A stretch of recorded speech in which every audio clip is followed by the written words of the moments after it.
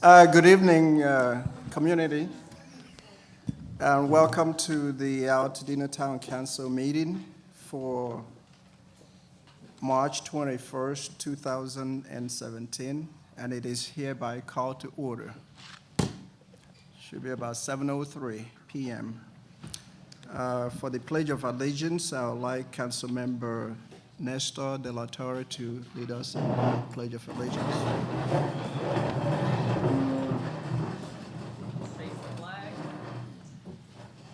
Allegiance to the flag of the United States of America and to the republic for which it stands, one nation, under God, indivisible, with liberty and justice for all. Thank you so much. Roll call, recording secretary, Councilmember Matthews. Okay, good evening, everyone. Council, please acknowledge your presence when your name is called. Ann Kong. Here. Dean Cooper. Excuse absence. Okay. Nestor De La Torre. Here. Okorie Ezieme. Present. Damon, Hobdy, excused, absence. Is that correct? Yes. That's correct. Okay. Ann Lansing. Here. Jennifer Lee. Here. Billy Malone. Present. Diane Markison. Here. Judy Matthews, present. Brent Mooson. Present. Justin Robertson. Here. Gloria Senyeka. Here. Patricia Sutherlen. Sylvia Vega. Present. John White. Present. Okay. We have 2 excused absence, and we have a quorum at 14. Thank you so much. I'd like to present the agenda for tonight's meeting. And what is your wish? The agenda. Are there any additions or corrections? That's what I'm asking. Oh, Okorie, I don't believe that we're not giving any kind of a, you have public comments under Altadena Marketplace. If there are people here that want to make a public comment, I guess that's fine, but it's not an agenda item. It's not an actionable item. We're not doing anything with it tonight. I just want to be clear that that really should just be, that's the one item that we talked about at the land use meeting, but it's not, so as part of my land use report, I'll say that we reviewed Marketplace and what comes next, but I just want to make sure that there's no expectation with anybody that we're voting on it tonight. That would be correct. The agenda, it says an update, so whatever you have, when we get to the land use committee, you can give us any updates. Okay. Hearing no objection to the agenda that you have before you will be the order for. Actually, I'd like to, in light of what Councilmember Markison just said, I'd like to make a motion that we remove the public comment specifically for the Altadena Marketplace and let that go under general public comment. So we don't have a specific call out for that. Okay. second. Okay. Is there going to be discussion about that? Is there any discussion as to the Well, request? Well, I think since it was published this way, and people have an expectation that there will be public comment on these 2 issues under land use. Right, we're not saying don't have public comment, we're saying that for the Marketplace, it should go at the end of the meeting, under general, that's what Brent said. I see. Yeah, it still be public comment, we're just. They just have to wait longer. Well, it's up to you, Corey. It was Yeah, not, it was not as I requested. if you don't mind- I gave you the information, but There is a motion on the floor. I would like to ask Councilmember Mawson if he will take back that motion simply because we do not intend on, we just want comments, feedback from the community, and they're here, and that's the way that it was published. So I would or agree you with. could vote on it. I would like to agree with Councilwoman Coleman I think that the right thing to do, since we have it on the agenda, let's leave it. It's just comments. We're not voting on anything. I'll withdraw it. Thank you so much. Appreciate it. No problem. Okay, so the agenda stands as is. Okay. The chairman's report, I will be very brief tonight. Yeah, I said if there's any objection, and there's none. Would you like a vote, council members? All in favor of taking the agenda as is, as the order for tonight? Please say aye. Aye. Anyone opposing? Thank you so much, unanimous. Okay, chairman's report. I will try to be very brief. Just information, Aldi is going to open April 6th. The Bonnie Museum had a grand opening, and it was wonderful to be there yesterday, and I'd like to thank the council members that showed up. It was quite an exhibition. I understand that I learned yesterday that there are 2 living museums in the nation. One of them is the White House, and the next one is the very own Bonnie Museum right here in Altadena. Altadena Triangle.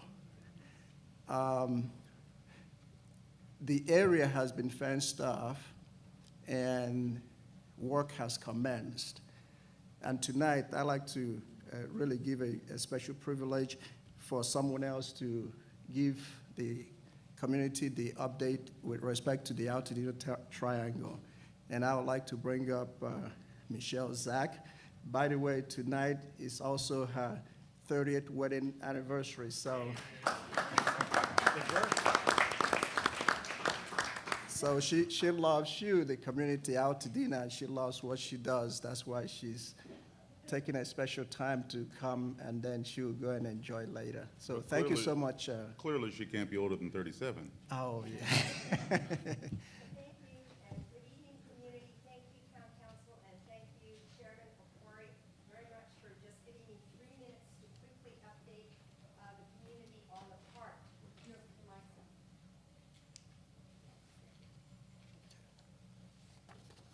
Can you hear me now? No. Shall I just speak up? I have a report. Okay, thank you very, very much. They're going to turn you on. To say that, yes, that we finally have broken ground.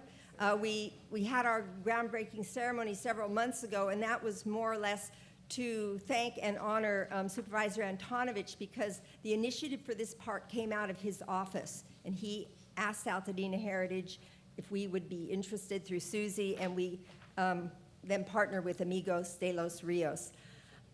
So this is a big period. It's going to happen pretty quickly. We did receive a Prop A grant, which is covering most of the costs. However, because of a lot of things that come up, I don't know if any of you have had construction experienced in a public space. We had a few extra expenses, and so we're a little short of money.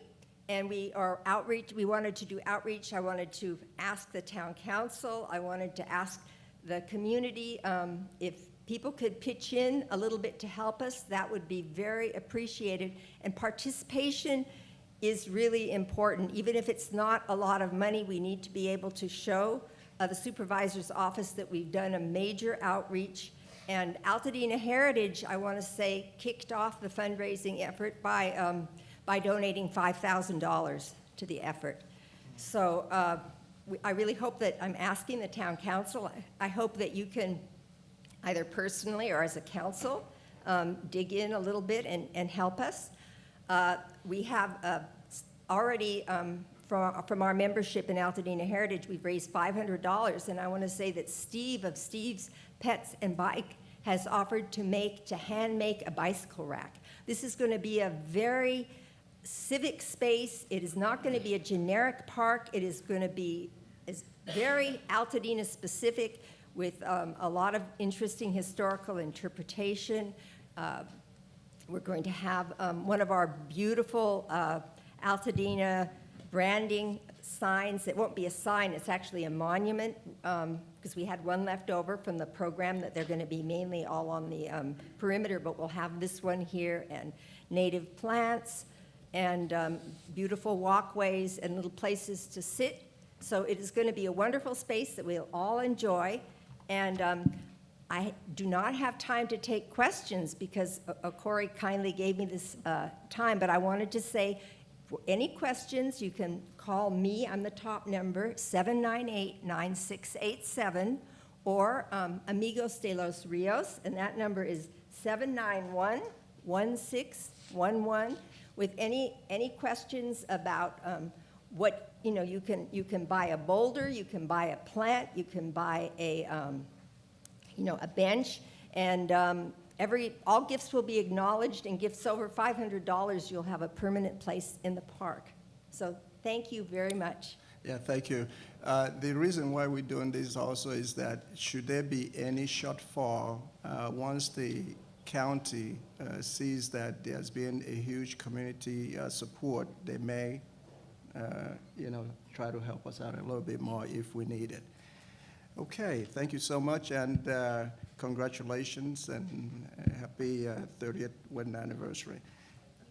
All right. I'd like to recommend that the town council look at the list and see if, as a group, we could donate to the cause. Yeah, we may bring her up at some other time, but yes, The executive committee can look at, Right. see what, and look at the budget and all that, and then bring it to us. Sure. Okay, Sure. thank you. Thank you. Okay, Vice Chairman's report. Councilmember Hobdy is ill and excuse absence. He asked me to do the report. First of all, if you would like to make a comment, the comment cards are by the piano. If you can if you want to speak, you'll have about 2 minutes. The agenda that we are operating tonight, it was set by the executive committee a week today. So I think that's really all that we have for the vice chairman's report, and we wish him a quick recovery. We do miss him. All right, recording secretary's report. Councilmember Matthews. Okay, thank you, Chairman. It is working, I'm sorry. Thank you, Chairman. Council, you were provided a copy of the February 21st, 2017 draft meeting minutes with a response date of March 20th, 2017 for any response. A response was received from John White as to 5.1.2 to change the word sell, S-E-L-L, to the word sale, S-A-L-E. However, I previously made the correction. It was noted, and an email was sent to John informing him of such. Thank you, John. Are there any other additions or corrections to the minutes? Not hearing none, I move that the February 21st, 2017 meeting minutes are accepted as amended. Second. Second.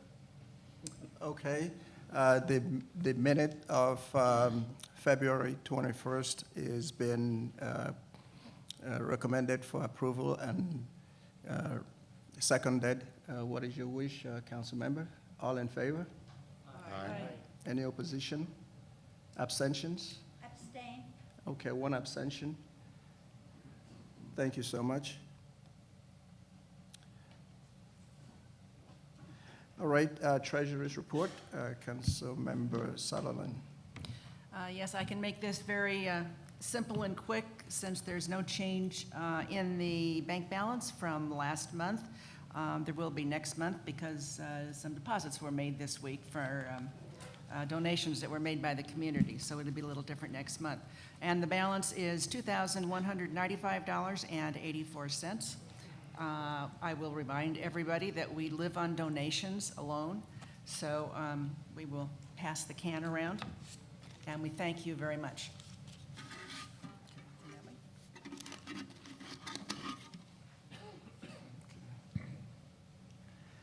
Okay, correspondence secretary's report, Councilmember Malone. I don't have too much this evening. So I'm going to mention to everybody that on Saturday, April the 15th, I know everyone has gardens up here, there's a compost giveaway from Athens. It's certified as organic, from the agriculture operation, certified organic under the USDA National Organic Program. Anyone can go. It's going to be at the Loma Alta Park between 9 a.m. and noon on Saturday, April the 15th. Go ahead, take a container, no more than 32 gallons, no more, the limit of 32 gallons per person in the first hour. So it's good for your garden, good for everybody, and please go. Thank you so much. Public safety. Let's start with CHP.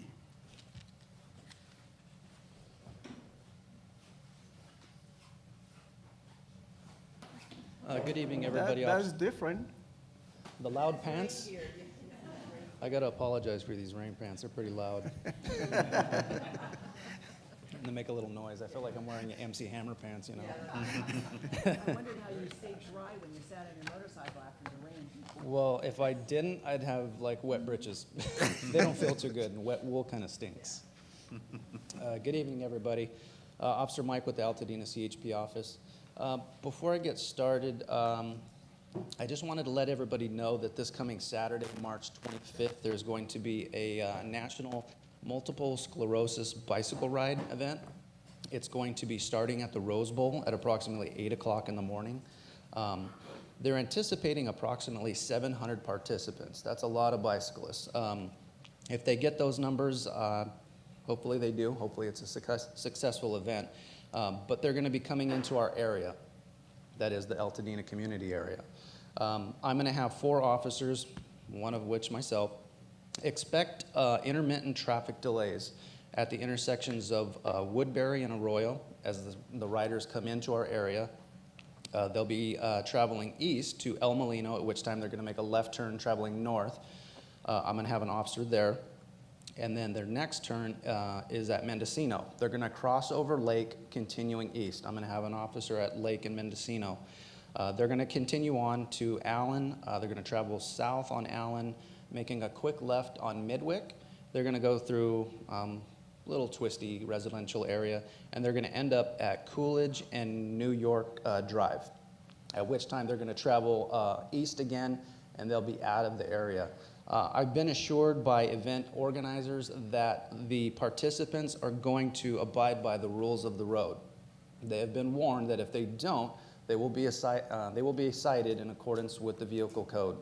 I've also been assured that they're not going to release 700 riders all at once, because that would be disastrous for traffic going into Altadena.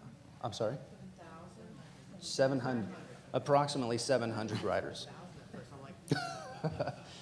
I don't even think they get that for the Tour de France. 700, approximately. These riders are going to be of various capabilities. You've probably seen pro bicycle events before. Some of these riders can travel at very high speeds, but then there's probably going to be the weekend warriors as well, probably like myself, going really slow. But anyways, look for that. I don't expect that to run anywhere past noon, so hopefully they'll get out of the area safely. Last month, Mrs. Markinson asked me to comment on my particular stats as I patrol in and out of the Altadena area. My personal stats, I have the availability to get from my office. What I don't have are individual officers that do patrol the Altadena area. But for the month of February, my particular stats were, I conducted, well, you guys know I speak on a monthly basis. My primary areas that I like to patrol are school zones and high complaint areas. High complaint areas such as Jane's Village. It gets a considerable amount of attention. I don't know whose census tract that is, but we try our best. So for the month of February, I had conducted 84 traffic enforcement stops. Of those traffic enforcement stops, 68 resulted in citation, and 16 were verbal warnings where people got off. So hopefully they learned from their lesson. And then moving on, just our beat officers that we assigned to patrol on a daily basis, there were 29 traffic collisions for the month of February. That was a considerable spike compared to 2016, where there was only 9 traffic collisions. That might have to do something with all of the weather that we've been receiving. January, I keep kicking that. January and February were pretty wet, so that might have been a contributing factor to the spike in traffic collisions. This year, there were 11 injury related. Last year, there were 6. 1 was DUI related, and last year there were 3. And then on the enforcement side of things, there have been 79 traffic citations issued by our beat officers throughout the month of February. As compared to last year, there was 45. So a little bit of a spike, but at the same time, we've had a considerable spike in traffic collisions as well. And then one other thing before I forget.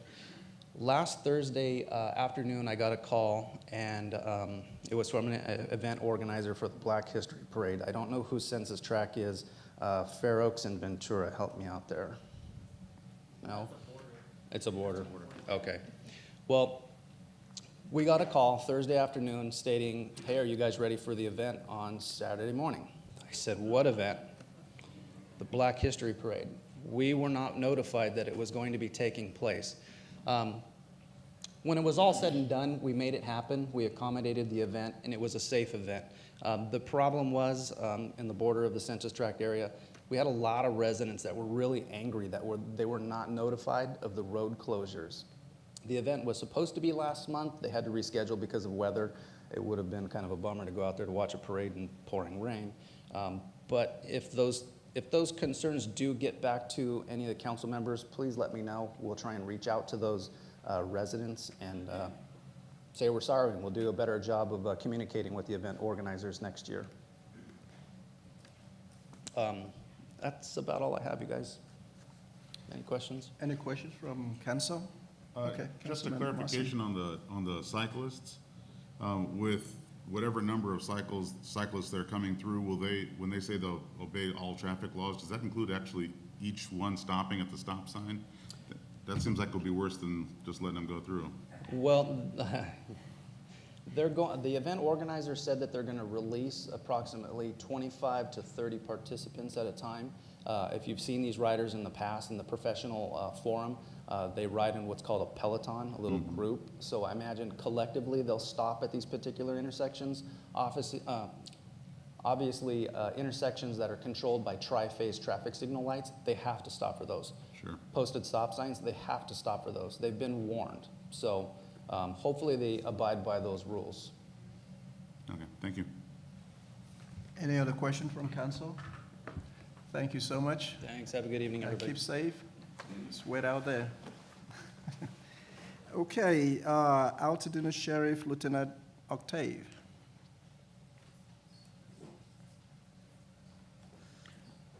Good evening, members of the council. Lieutenant Mike Octave, Altadena Station, under the direction of Captain Vicky Stuckey. My report's going to be relatively short tonight, and one of the main reasons is that I'm happy to announce that we've had a pretty significant decrease in crime since the past month. And we like to attribute that to the citizens working together, the community being vigilant, along with law enforcement, and we really appreciate the combined efforts. Our overall numbers have decreased significant crime from 53 in January to 34 in February. We had 0 rapes, we had 0 robberies, we had a slight increase in aggravated assaults from 1 to 2. We had no domestic violence incidents. Our residential burglaries have decreased from 10 to 3. We also had an overall decrease in our larcenies from 25 to 14. Also, our vehicle burgs decreased from 7 to 4, and we did have a slight increase in our GTAs, or our Grand Theft Autos. Census Tract 4601, happy to say we had a decrease from 14 to 5. Census Tract 4602, we had an overall decrease in crime from 10 to, and that's our Part 1 crimes, from 10 to 3. The most noticeable decrease in this area was in the area of larcenies, all of our thefts.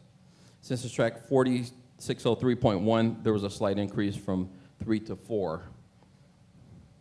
Census Tract 4602, we had a slight increase from 0 to 4, but there were no trends or anything affiliated with that increase. Census Tract 46 10, we had a decrease from 9 to 7. This was mainly due to a decrease in our grand theft autos, which were down from 3 to 1. Census tract 4611, we had an overall decrease from 8 to 4, and this was also due to a decrease in our larceny thefts. Census tract 4612, we had a decrease from 6 to 2, and that was mainly due to our decrease in overall larcenies as well, and that they decreased from 3 to 0. And lastly, census tract 4613, we had a slight increase. 2 of those were due to residential burglaries, 1 burglary of an other structure, a larceny vehicle, and 1 larceny theft. And I'm also happy to report that just overall, in terms of our burglaries, over the past 5 years, we show, as of today's date, a 36% decrease, and over a 1-year period, we've shown a 13% decrease. Again, I would like to thank everyone for their efforts, and let's continue to work together. Any questions? Any question? Okay, Councilmember De La Torre. Hi. Do you have any update on the, I guess, alleged bomb threat at Jackson Elementary? Well, I'm not Yes. sure if that was this month or last month. Yes, it was. It was this month, and that's a great question. We responded with our field force. I responded myself along with detectives, and all indications that it was an isolated incident. No credibility to the threat, and it is an ongoing investigation. We're able to work hand in hand with security at the school, along with school officials, and at the conclusion, we're able to develop some contingency plans so that we can prepare and continue to handle a similar situation in a successful manner. Okay, any other questions? Thank you so much. We really appreciate the comparison. We like the historical, comparison last year, this year, December time frame, and we appreciate you fine-tuning the report to be able to give us that information. Thank you. Thank you, sir. Okay, CERT, Map Your Neighborhood, and that will be Karen Gibson. Thank you very much. Good evening, council members. Nice to see familiar faces. My name's Karen Gibson. I'm a resident of Altadena many years, and I'm here to report on Map Your Neighborhood, and I'm sure that the Sheriff's Station will be happy to deliver an update on their efforts on the CERT program. Now, I know that most of you already know this. I'm just going to go through for the purposes of inspiring people in the audience and explaining. These are 3 distinct groups that are in town working on disaster preparedness. And one of those groups, which I consider to be meant for everybody, is Map Your Neighborhood. Another group is CERT, which the chairman referred to. That's the Community Emergency Response Team. Alert is our local emergency radio team. These are all volunteer efforts, and they are groups that help to keep Altadena safe in the case of a disaster. And by that we mean an event in which the professionals, the first responders, our professional first responders, are overwhelmed, and we must act as our own first responders so that we can help each other and save lives in that first hour after the disaster. That's called the golden hour. That's when the most lives are saved. So Map Your Neighborhood is an interesting program, started up in Washington State, and has been embraced all over the country, really, as a way for close neighbors to join together to plan for what they'll do in case they have to respond to a disaster. So there's some planning involved and some preparatory efforts. And so neighbors come together for a meeting, and they go through this booklet that tells 9 steps for preparing for before the event and then responding to it afterwards. And each participant comes away with what is called a shingle, and there are a number of useful pages. They give you the steps, but then there are also work pages so that you can figure out who's got supplies, who's got skills that can be shared. You make a map of your neighborhood, of your close neighborhood. This is my entire neighborhood, so I wouldn't put this whole thing on here, but you come away with a neighborhood and then all the contact information. And then you come away also knowing who has vulnerable people at home and who has pets that might need to be looked after. And at this meeting, then people will go around perhaps and find out where each other's gas meters are, because in case of a leak, we want to be able to shut each other's gas off. And it just seems crazy to lose a whole neighborhood for one person's leak, or if you're off at work and can't respond. So what are we doing about this? Our little volunteer group hosts training meetings, and I've put a flyer out to council members, and I've put a bunch back on the piano, plenty for everyone, for the meetings that we've been holding to train the facilitators. It is so simple to be a facilitator. There's a DVD that the host takes the neighborhood through, sort of a curated conversation in a way, and guides through the shingle, helps everybody know what's to come. And our little group has taken it one step further and made up lots of little useful pieces to go with this, like invitations that go out to all the neighbors. That isn't only a neighborhood invitation, but it also has preparedness for at home and in the car. What should you have? So they've taken every effort to make every contact with neighbors and make them useful. So if you come to a training session, you can be trained to be a facilitator, and then invite the people from your neighborhood over to your home or somebody else's that you can cajole into that, and have a really productive time. You get to know your neighbors, which is great, and you get to make a plan. So far, we have 212 trained facilitators, and we've probably reached about 600 households in Altadena. That puts us only at about 3.2% as of the end of 16, but we have a multi-year strategy for reaching out further. In relation to this flyer, though, I'm really delighted to let you know, though, that the November meeting has been scheduled for Metropolitan Baptist Church over on Lincoln, and so that'll be the final one of the year.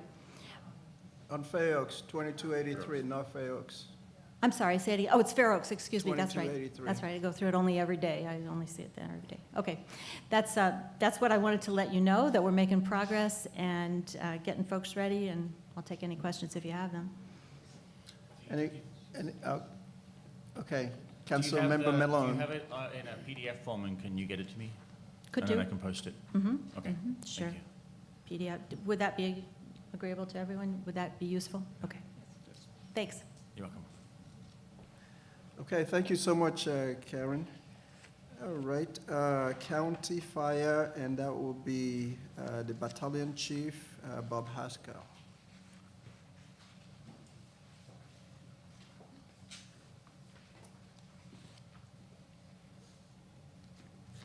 Good evening, Mr. Chair and Town Council members. My name is Bob Haskell. I'm Battalion 4, covering the Altadena community. This month, we had a total of 342 responses in Altadena.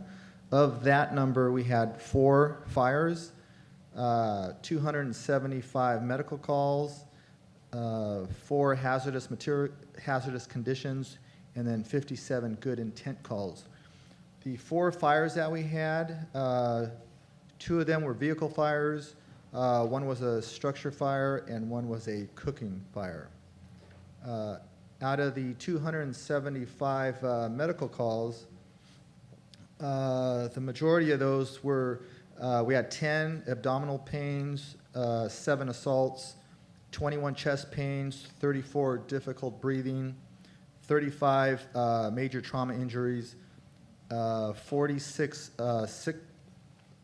general sickness, and 27 unconscious people.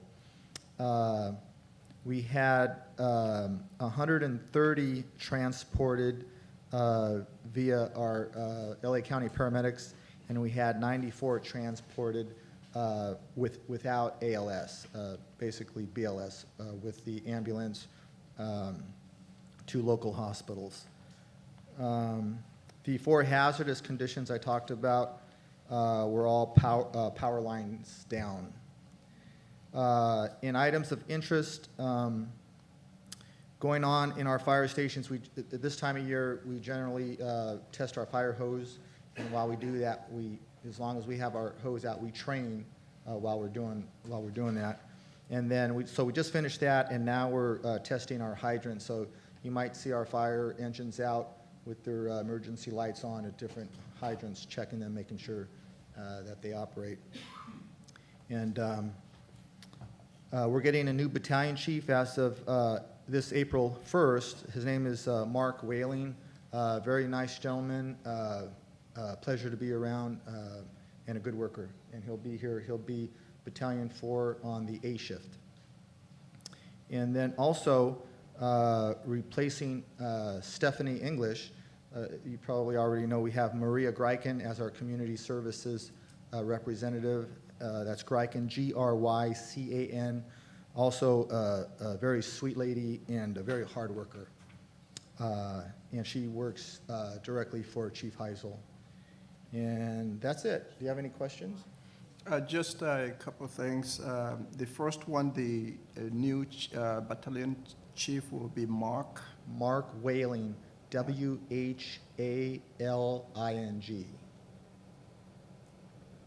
Thank you. Any questions from the council? Can you get a contact information from Maria? Sure.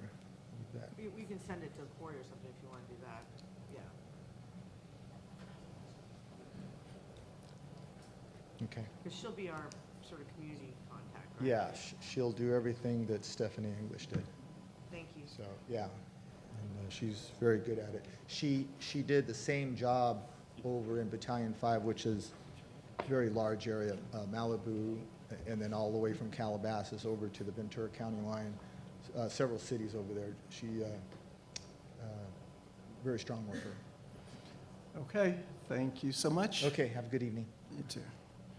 Okay, special presentations. Let's start with Collaborate Pasadena. I'll turn it over to Councilmember Sanyika.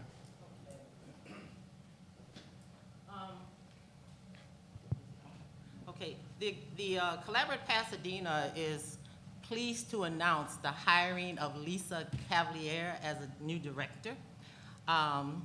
Lisa has a nonprofit background career spanning more than about 25 years.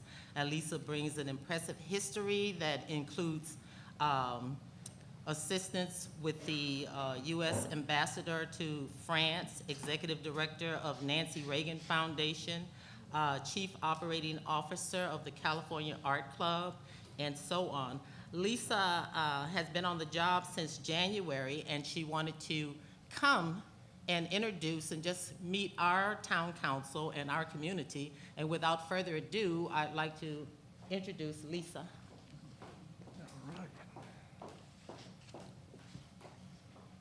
Gloria.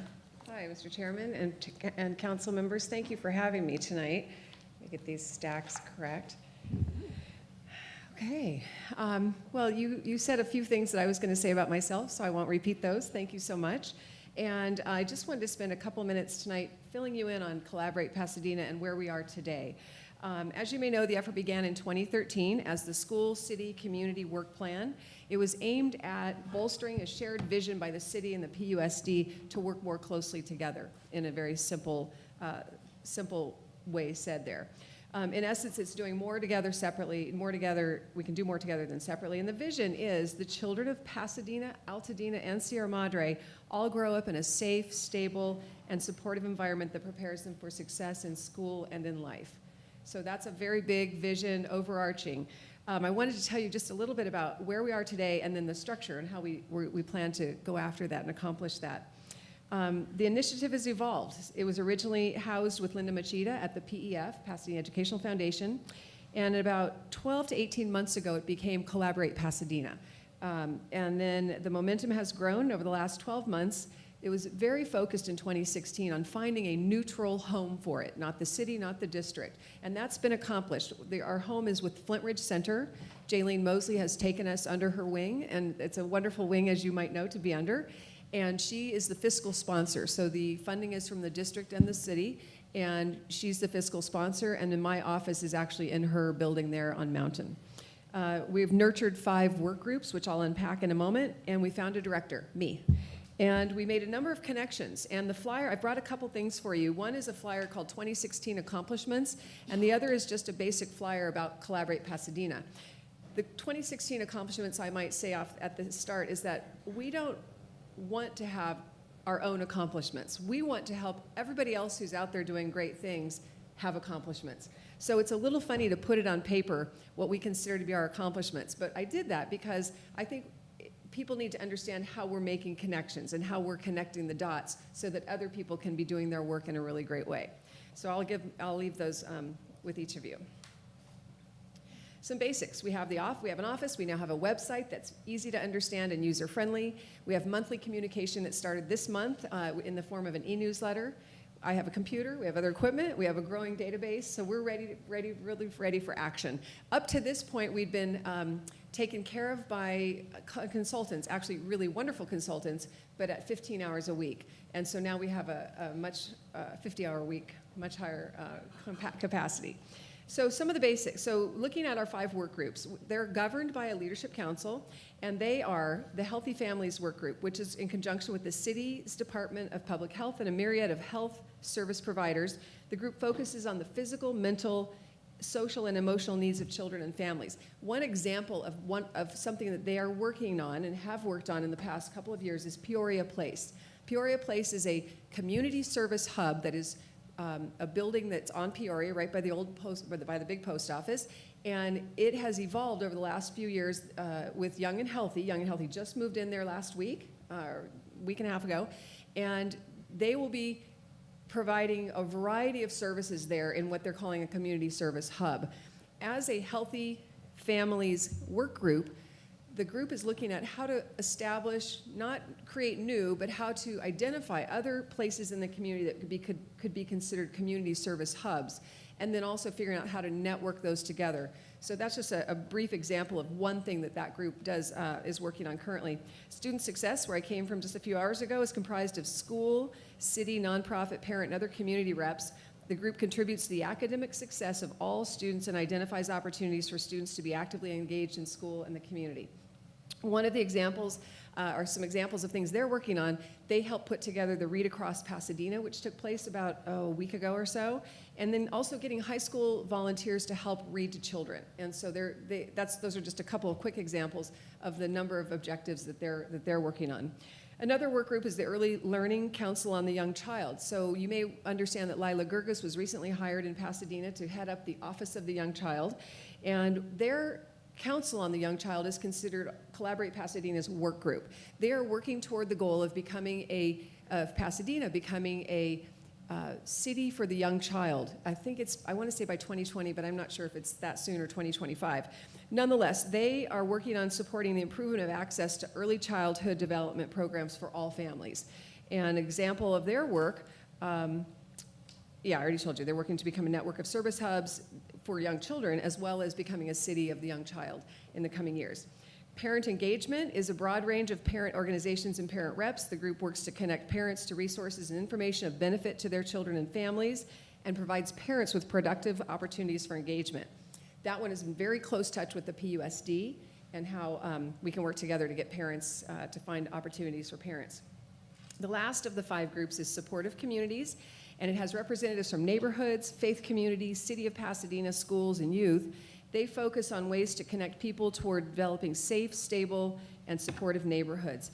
An example of one of their activities recently was in the Harkness neighborhood, did a big cleanup day, and the city came out with the shovels and the trash cans, and the youth ambassadors were there, and it was a wonderful day to connect neighbors, many of whom had never met, and we had about 40 neighbors come out and help with that effort. The Leadership Council, which Gloria serves on, which is wonderful, and she's given us some wonderful service there, and I think also with Parent Engagement Group. is made up of city and district officials, youth representatives, reps from nonprofit world, faith community, parents, higher education, and more. They're working hard to guide the initiative, the entire effort, and hear from the work groups who are right in the field doing what they do, and to then also set the agenda and the goals and the strategies. So specific to Altadena, I was giving this some thought today, and I wanted to point out that the collaboration that brought reading help to kids at Jackson in the not too distant future, through Collaborate Pasadena, Gloria, and more than 40, and her work with local business owner Meredith Miller at Meredith M. and Webster's Pharmacy, garnered more than 45 volunteers in a volunteer drive, and then also a book drive that brought volunteers to help read to kids, and then also books for kids. That was in conjunction with the Pasadena Learns After School program and Reading Partners, who's heading up a reading initiative that the Collaborate's very much behind. So I didn't want to leave here tonight without asking for your help, obviously, and also opening the door for dialogue. I would love to come meet with any or all of you individually or in small groups, however it would be helpful both ways, because I think communication is a very, very important piece of this initiative. And I say initiative because we don't want to be a big nonprofit. We don't want to be anything, we're not trying to grow Collaborate Pasadena per se. We're trying to grow and help everybody out there who's doing wonderful things. So when I keep calling it an initiative, that's because that's what it is. It'll be one part-time and one full-time person, and that's the vision for the very foreseeable future. So when I think about ways that I'd ask for your input, I'd love to hear from you and work with all of you. And I'd love, in particular, we have a need to have more Altadena people on our work groups. And as the work groups that I outlined, would love to entertain the thought of having more Altadenans join work groups. We need that voice. And so I would put that as number one.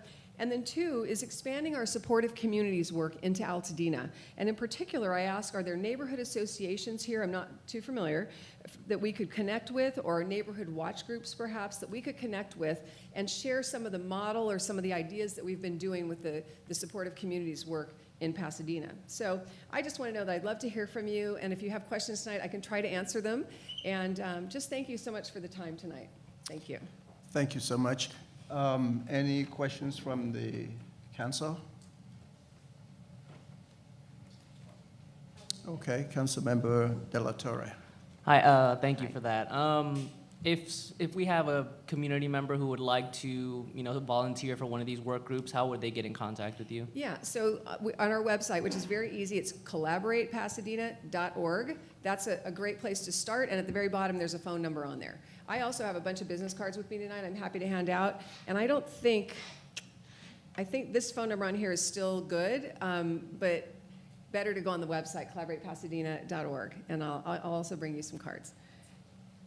Shall I leave these somewhere that everybody could get a hold of one, or take and pass? And then whatever's left, we can also leave out here for the public. This is the same as that. All right, thank you. Okay, thank you so much for coming. We appreciate your time. Excuse me, there you go.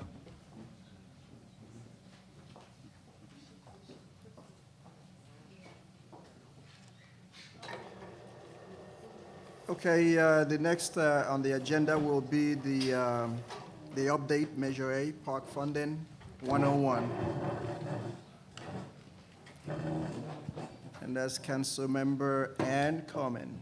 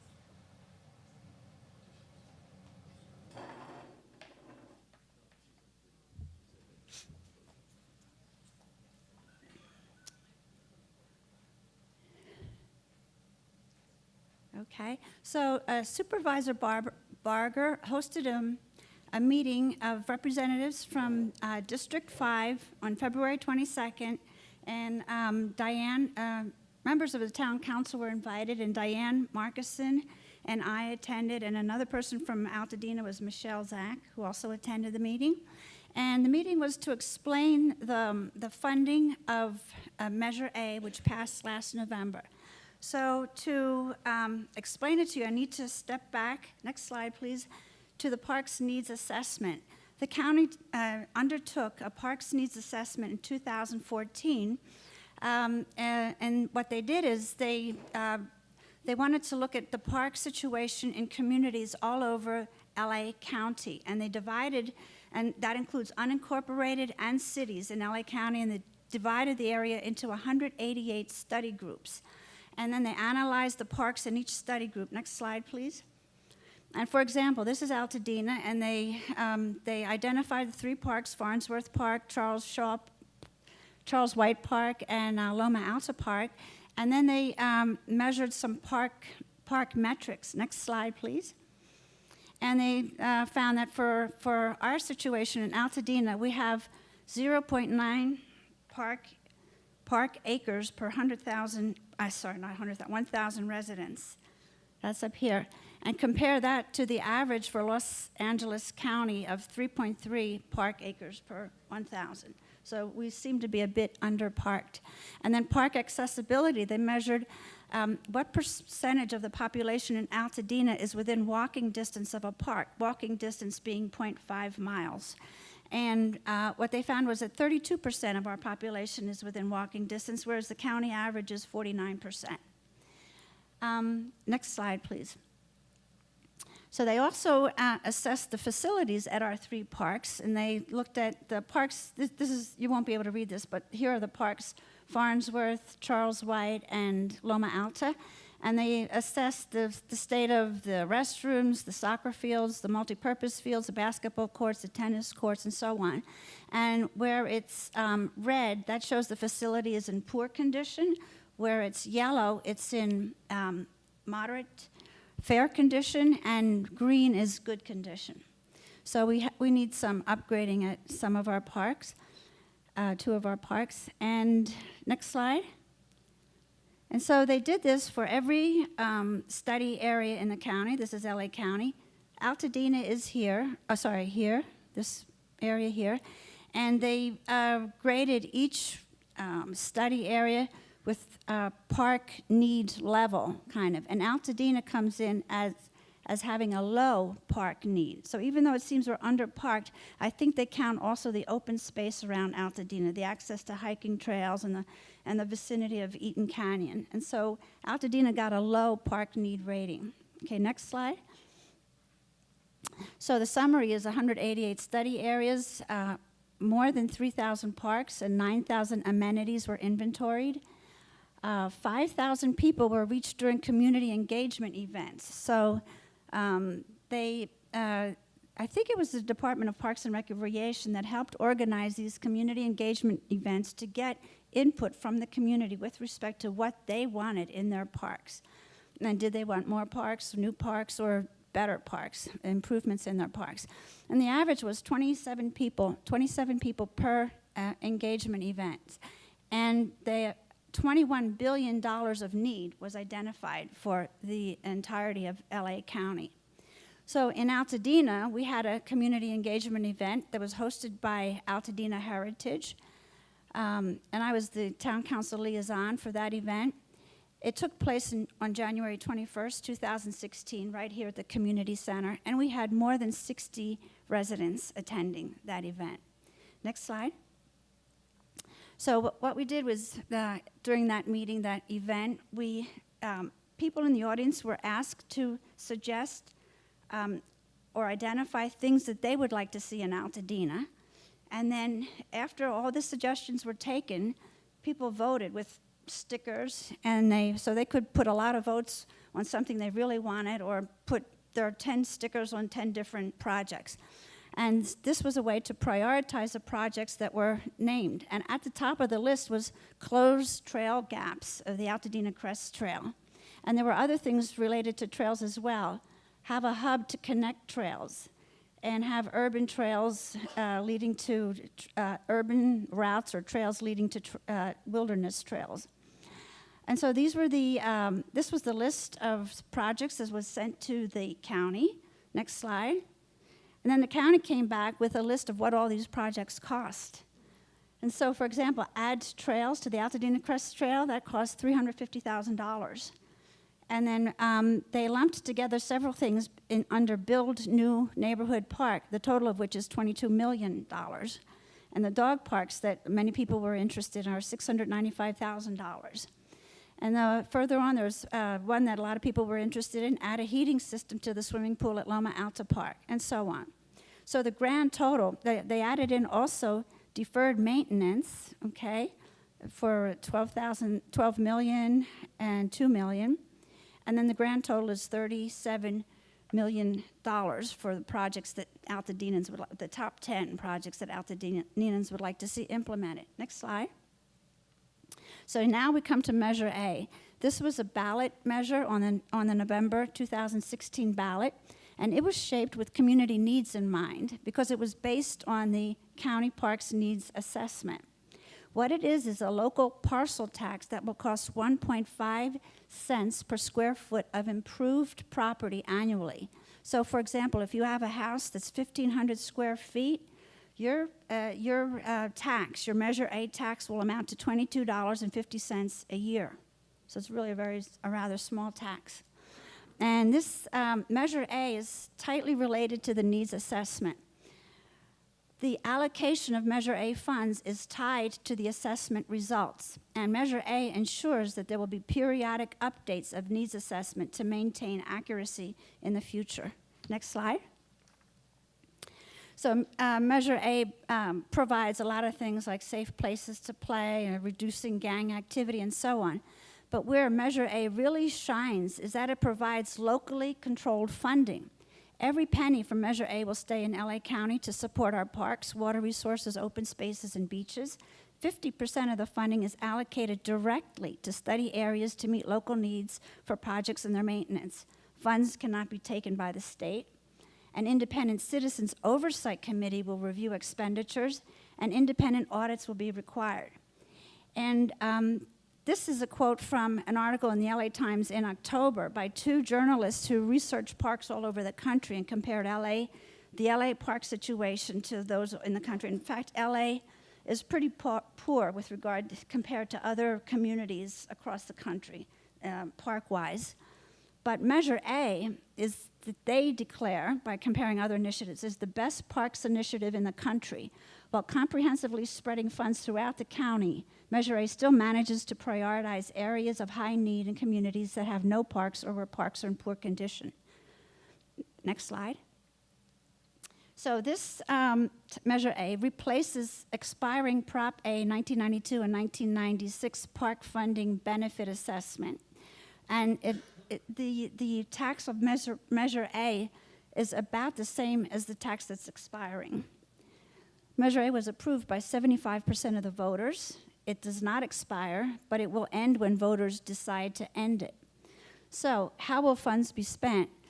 What's expected is $94 million per year in revenue from the Measure A tax, and 2% is going to come off the top and go to the Board of Supervisors for discretionary allocation, and that leaves $92 million. And then of those $92 million, approximately 78% of it will be available through grant programs.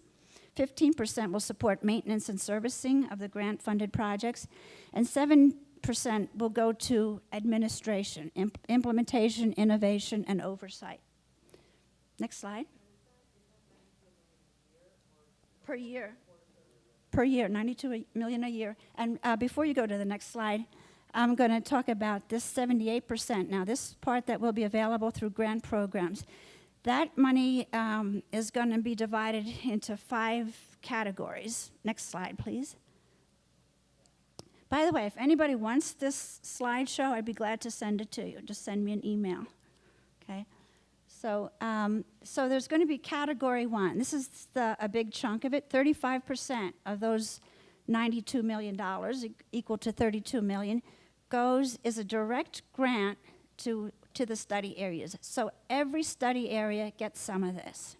And if you divide this number by 188 study areas, the average is 170,000 per year per study area. But not every study area is going to get that amount of money. There's going to be, it's going to be more or less depending on the population size. So study areas with a greater population are going to get a bit more, and depending on the total square feet of development. So study areas with a lot of big houses are going to get more money, more of the tax. So it's whoever pays more tax gets more tax revenues back. So there's quite a bit of fairness built into this. And then category 2 is for projects in high need or very high need study areas. So I didn't point out to you in that map of LA County, but as you might expect, high need areas occur in the city of Los Angeles, in central LA. And there are also some high need areas west of Altadena. I didn't check where they were, but it seems that they're in the vicinity of Woodland Hills or something like that. I can check if anybody's interested to see where they really are. Altadena won't have access to these funds because we're a low need, as I mentioned earlier. And then there's 13% of those funds is for protecting open spaces, beaches, watersheds. And these funds are accessible by competitive grants. So for these, you have to write a grant application. For category 1 up here, you don't write a grant application. It's just, there's going to be a calculation about how much Altadena gets, and that amount is going to be allocated to Altadena. Now, category 4 is interesting. It's for regional recreational facilities, trail, and accessibility program. And this money is accessible by competitive grants as well that anybody can apply for. And so remember, in our project list, we had three projects that were related to trails. So Altadena could actually apply for some of these funds and leave these funds for the remainder of the projects. So that would be very helpful. And then category 5 is for youth and veteran job training and placement opportunities program. Next slide. So the implementation, the oversight is by the Regional Park and Open Space District. And the implementation will involve cities, agencies, community-based organizations, and community members. It's very participatory. So for collecting the tax, it'll be an annual special tax, and the tax has to be put on our tax bills by August 2017. This district is preparing a website which will be a portal for study, which will have a portal for study areas, and each study area will create a profile, and that'll help with the allocation and the implementation, the spending of the funds. The district is still developing guidelines. There's going to be there's still a public process. The district will have public meetings, and the study areas will meet again and review priorities. Some projects are not feasible, such as heating the pool at Loma Alta Park. What I've heard is that that's not feasible because of the earthquake hazard. It might be near a fault or something like that. And then some priorities will change with time. And there's a mechanism also for bonding, spending against future allocations. Some of the projects that I showed you earlier are very expensive, and you couldn't pay for them with 1 year's allocation, but you could decide to set aside 3 or 5 years allocation dedicated to that one project. The first funds availability will be July 2018. So next slide. So here's a list of our project cost estimates again. And a project like this one, replace playgrounds at Farnsworth Park, that might be a 5-year allocation, but there's a way to have that project done because there's this bonding mechanism. Okay, next slide. So I just want to acknowledge Catherine Barger for putting that meeting together or hosting it, and Jane Beasley of the LA County Regional Park and Open Space District, who gave the presentation at the Arboretum in February. And a nice man named Warren who answered some questions I had yesterday when I called the office. That's it. Thanks. Any questions? Hold on while I'll get back in here. Thank you so much.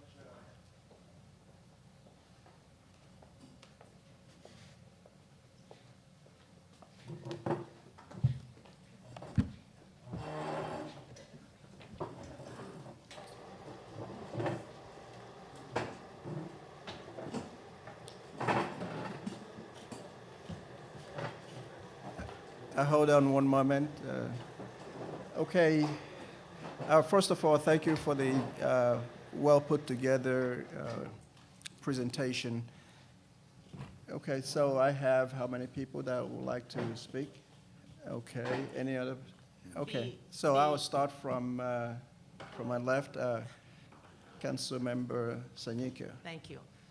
The 170,000 Yes. that you said was going to be allocated, would that go to the supervisor's office or to Parks and Recreation? Who is that money going to? You said So the 170,000 is what is the average amount per study area. The money is going to be handled by the Regional Parks and Open Space District. This is an agency that was created in 1992 with Prop A, and they oversee spending for parks projects. So they're separate from the Department of Parks and Recreation. The Parks and Recreation does the day-to-day maintenance, and they do the programs and things. And I think they were involved in the Parks Needs Assessment. They were responsible for that. But the district does the financial oversight. It's a separate entity. And so they're going to be, those funds, they're going to do the calculations to decide how much Altadena gets. And then when, I don't know all the details, but when Altadena decides what project they want to do first, they go to the district and get funds to pay for the project. And the way it was worded was July 18th is when you can write the first check to your contractor.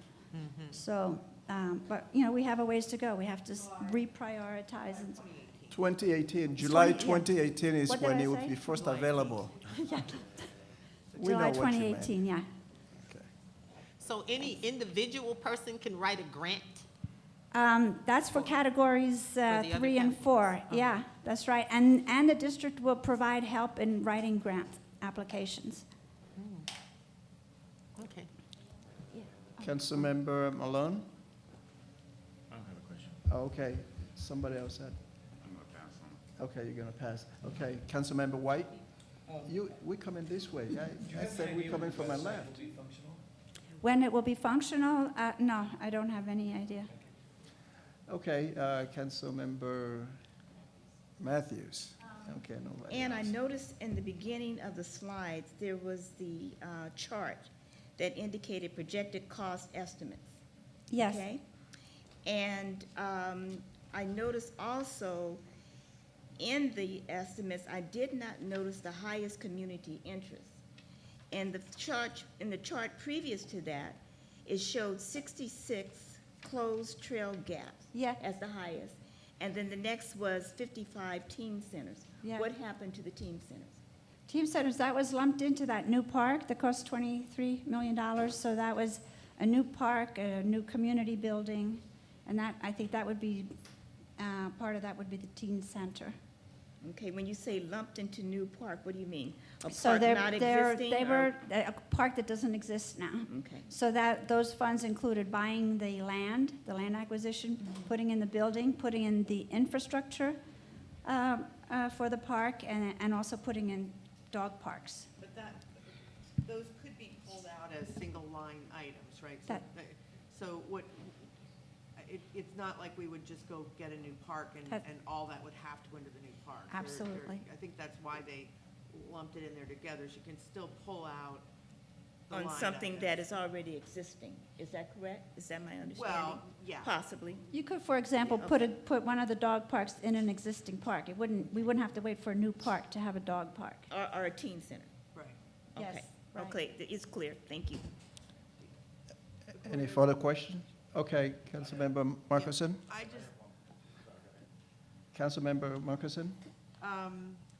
I just wanted to make it clear again, right, that we will have somewhere probably under, I think when we were at the meeting, under $170,000 allotted to us a year. And so one of the things that we will need to strategically think about and plan for, and then also find the details from the supervisor's office about the bonding that you were talking about, because there are going to be a lot of communities in Los Angeles County that are going to want to do big projects, but the money's going to trickle in every year kind of thing, right? So everybody will have to look at, and the supervisor will have to look at all of, you know, her district, to see where all that money is gonna go. So I guess all I'm saying is that it's a really, really terrific program, and we're all really, really excited about it. We have to approach it in a sort of plan ahead kind of way, and not just decide that we're gonna throw money. If we throw money and stuff in the beginning, then 2 years from now, we wanna do some big thing that we can't do because we already spent our money.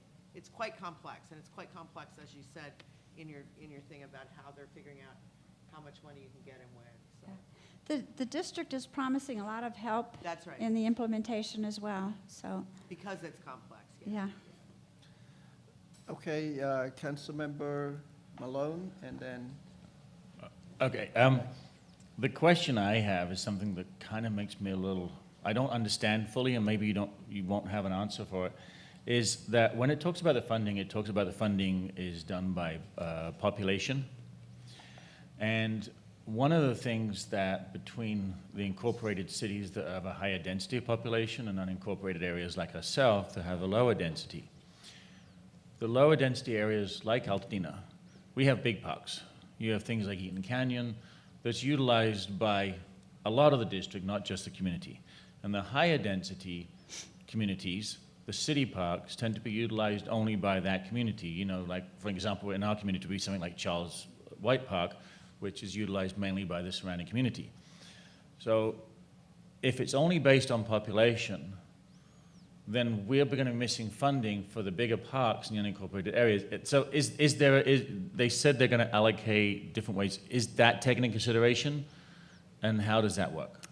I don't know the answer. That's why I'm asking if maybe you don't. I don't know how much weight they give to the nearby open spaces, but I know it is included in assessing park, park need. And I don't know, I kind of doubt that they factor in that people from elsewhere come to these. What they said in the meeting was that every area of Los Angeles County has parks where, quite frankly, other areas, other areas come into, other townspeople come into. Excuse me. Like, for example, the dog park in Pasadena. I know there are people from all over the place that go to that. I think if I'm remembering correctly, they said it's going to all even out kind of in the wash, and no, we don't get credit for people coming in. No, because we have unincorporated areas, because a lot of us tend to be more rural. We have big parks, be it Eaton Canyon, be it Vasquez Rocks if you're up in Aqua Dulce. We don't have a lot of the smaller parks. We have big parks. Right. So even though, we maybe don't have the number of parks per population, the parks we do have is probably very expensive to service compared to our population. So I was just wondering if that was factored into the percentages of the pie. I think they said no. Probably not. And aren't we lucky to be surrounded by all the open space we have and not in downtown Los Angeles? Absolutely. But it'd be nice to maintain it too and get the funding. okay, I'd like to move this further along, and, well, I said this way, so we're gonna, you do have a question? No, I just had a comment, and Okay. I just wanted to thank you for your presentation. Thank you. Okay, and Robertson, Councilmember Robertson? Just one moment. Okay, well, you can sit down and answer. Yeah, I can There's a ask you question. when you sit down or wherever. I'm official when I stand here. So. It works for you. So our study area, who'll be sort of coordinating which projects we go after and how? Is that the supervisor's office? Are they sort of taking the lead role, like if there's interested community organizations, or maybe the town council has an opinion or something like that? Who's sort of the main point of contact for not the competitive grant set-asides, but sort of the major chunk of Measure A funding? I'm not sure, but I imagine it would be the town council, because they came to the town council originally. Oh, wow. Yeah, I'm actually glad that you asked that question. That was the reason we were asked to come to the table when the county was talking about the Measure A funding 101. So we are at the table. So we have the information, and I can't thank you and Diane enough for representing the council at this event, because this is something that the community asked for. So it now behooves us to find a way to put it together so that we can tap into what is involved. I would recommend that we designate somebody and Coleman to stay in contact with the supervisor's office as this goes forward, because they're still working out how it's all going to be coordinated and everything, and it would be good for us to have somebody checking in, monthly or whatever to see. So I should mention that Altadena Heritage, of course, was a big partner in this because they hosted the event, right? And so it might be a partnership between the town council and Heritage again. So probably that's likely. Okay, we'll work, the executive council will also look into this and maybe make some recommendation. So again, thank you very much, well put together presentation. Thanks. Okay, now, Land Use Committee, and that will be Councilmember Markison.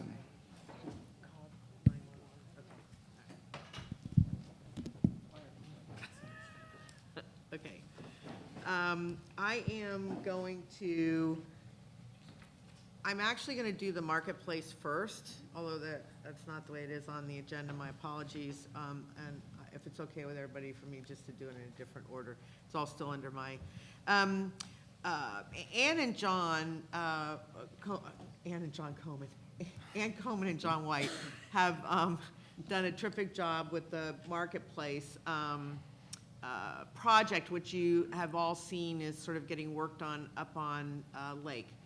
And we are continuing to take feedback. We have not voted on the item. We don't expect to vote on the item until the April meeting. The applicant knows and has been notified by the county that they're not going to public hearing for the County Regional Planning Commission until the end of May or the beginning of June as it stands right now.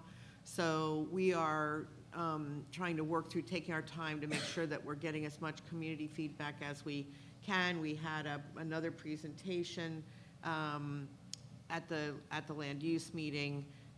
We are working through the nuances of, there are a load of people in Altadena that seem really excited about having a food court kind of a thing in Altadena on Lake.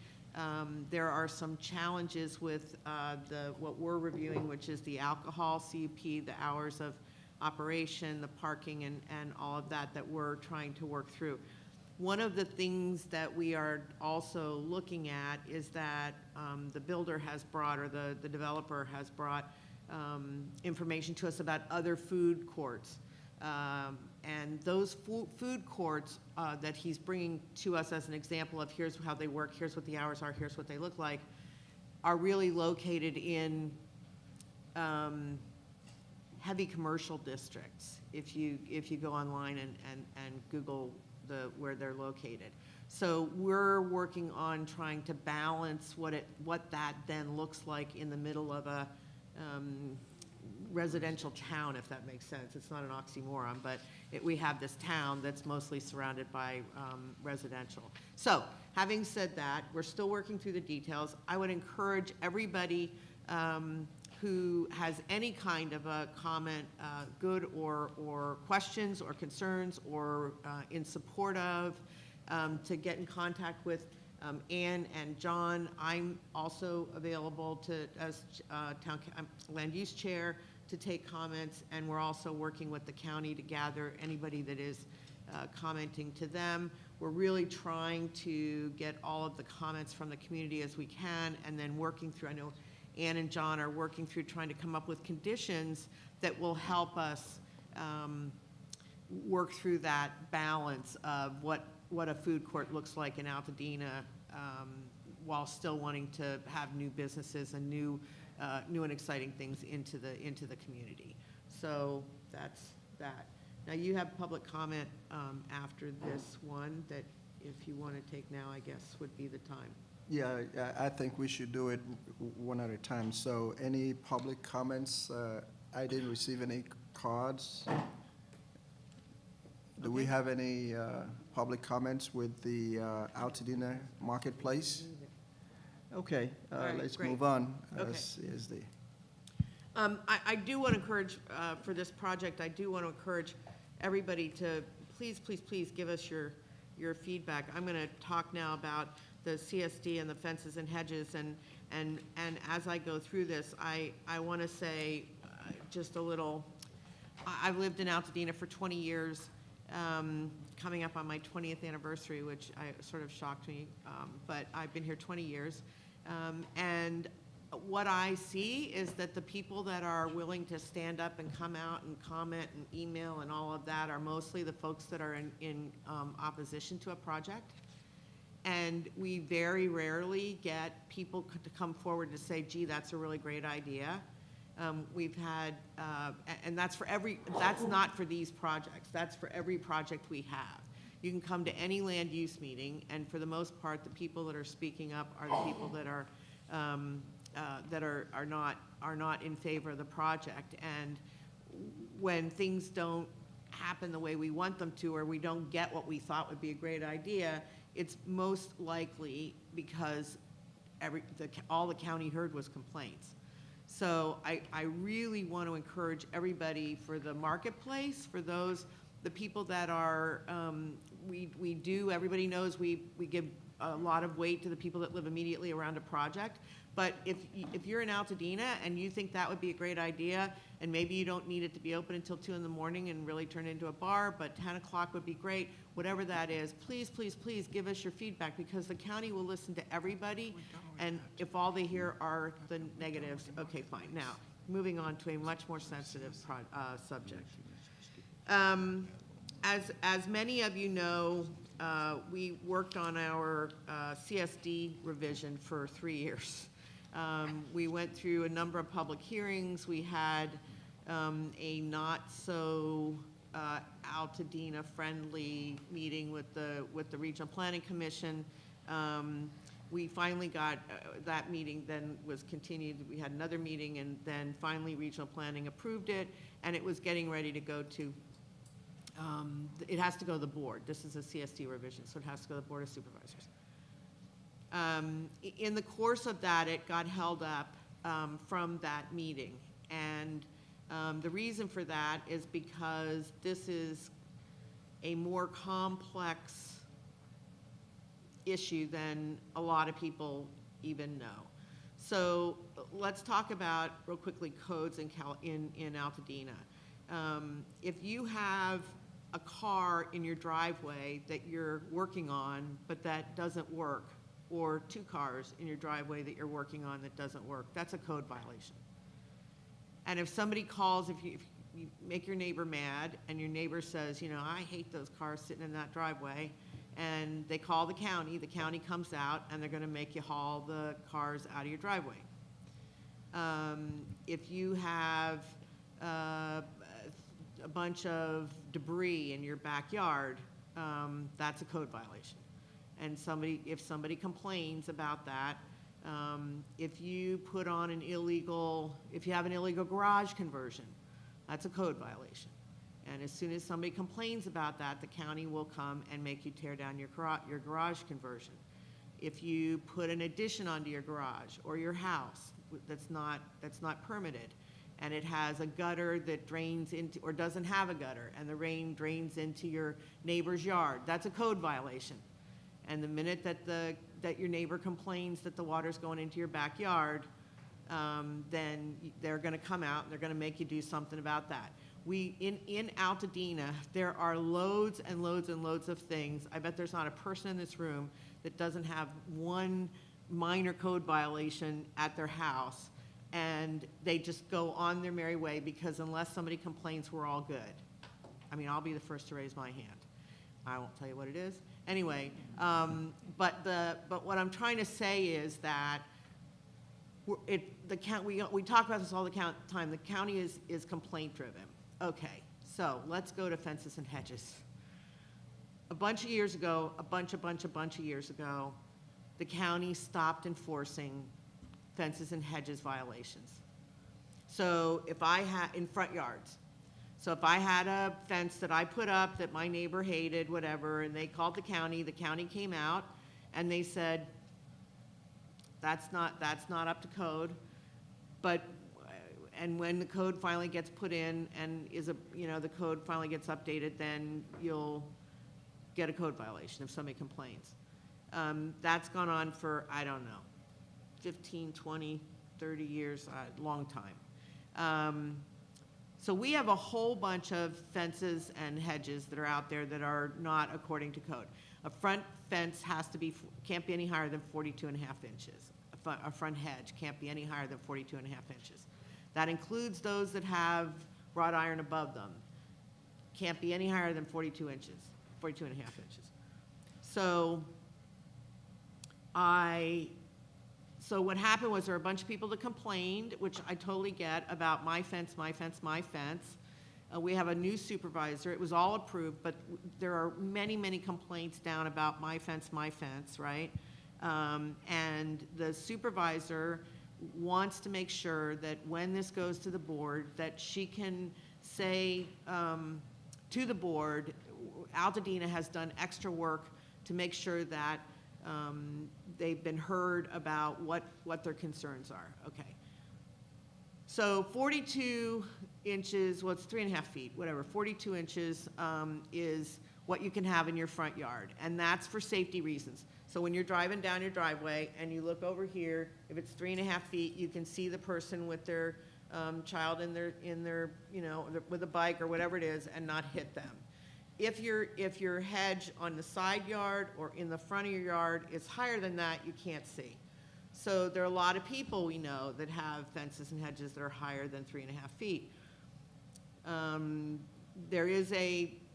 The county has a solution if you have one that's higher than 3.5 feet, has a solution that's called the safety triangle. The safety triangle is that you have here's your driveway, and 10 feet on either side of your driveway, your hedge or fence needs to end. Okay? If it's, all right. So if today you have a fence that goes all the way across your driveway, including a gate, and it's out by the street, and it's 6 feet or whatever, that's against code today. And the only way to bring that to code in the county world is to put in the safety triangle. The safety triangle goes 10 feet on either side of your driveway and 10 feet up to the inside your driveway. And so this is your safety triangle. If you have a fence across here, for example, or if you have your fence to come up the side, you have to build a triangle. So any fence that's more than 3.5 feet today that does not have the safety triangle is in violation today. Okay, so what we're going to be looking at land use on April 4th is we're going to have a conversation. I'll have some handouts. I need to get approval from the county. The documents that they gave me, I want to be able to hand out to everybody. We need everybody's feedback, and I would encourage Altadena in this instance to look at Altadena now and going forward and try to take a broader vision than my fence, right? We have I don't know if you know that there's an Altadena community plan, and the Altadena community plan, which was put together many years ago, states that things that the county does in Altadena, it says the foremost among the principal objectives of the community plan is the preservation of the existing residential character of the community, and to make it an attractive community in which to live, not adversely impact the community and its character. One of the things that this triangle, if we implement that you can have a fence of above 3.5 feet with the safety triangle, is that in the future, and I'm not advocating, by the way, one way or another right here, but what that does is it allows wall-to-wall, well, with the event, it's 6-foot wall to the sidewalk with a safety triangle, 6-foot wall to the sidewalk with a safety triangle, 6-foot wall to the sidewalk to the safety triangle, all the way down the street, right? If there's no sidewalk, there is a different measurement, but it's still 6-foot wall with a safety triangle. So we really need Altadena to come forward to think about. We'll have a discussion at the April 4th meeting. I'm going to try to talk to Okorie about having it be a little bit of a different kind of a meeting, because we really need to be able to get we'll get a lot of public comment. I want to make sure we have everything. We have a month to go through this and get as much feedback and discussion as we possibly can. So I don't want to take any more time. It's a hugely important project, and we want to make sure that we have gone through this. You may be contacted by your land use people. We're going to go out and try to contact the people that won't hear this, or that don't come to land use, and try to get some feedback from them as well. And again, I encourage everybody to come forward one way or another and talk about I think I said this, but just to be clear, the recommendation for the CSD that went down to regional planning was approved is to keep the code the way it is today. That's a county-wide code, the 3.5 feet, because of the safety issue. Okay. All right. Thank you. I have a question. Yeah. So online, the supervisors are supposed to meet at the end of March. When is it? March 26th, I think, to vote. So has that date been postponed? Well, Do you know what the date, well, I'm not sure. Okay, so what I know is that they're not voting on our deal on March 28th. I think one of the meetings has been canceled, but Catherine knows what we're doing, and they tabled it. They tabled it to the March 28th meeting. They'll do whatever they need to do,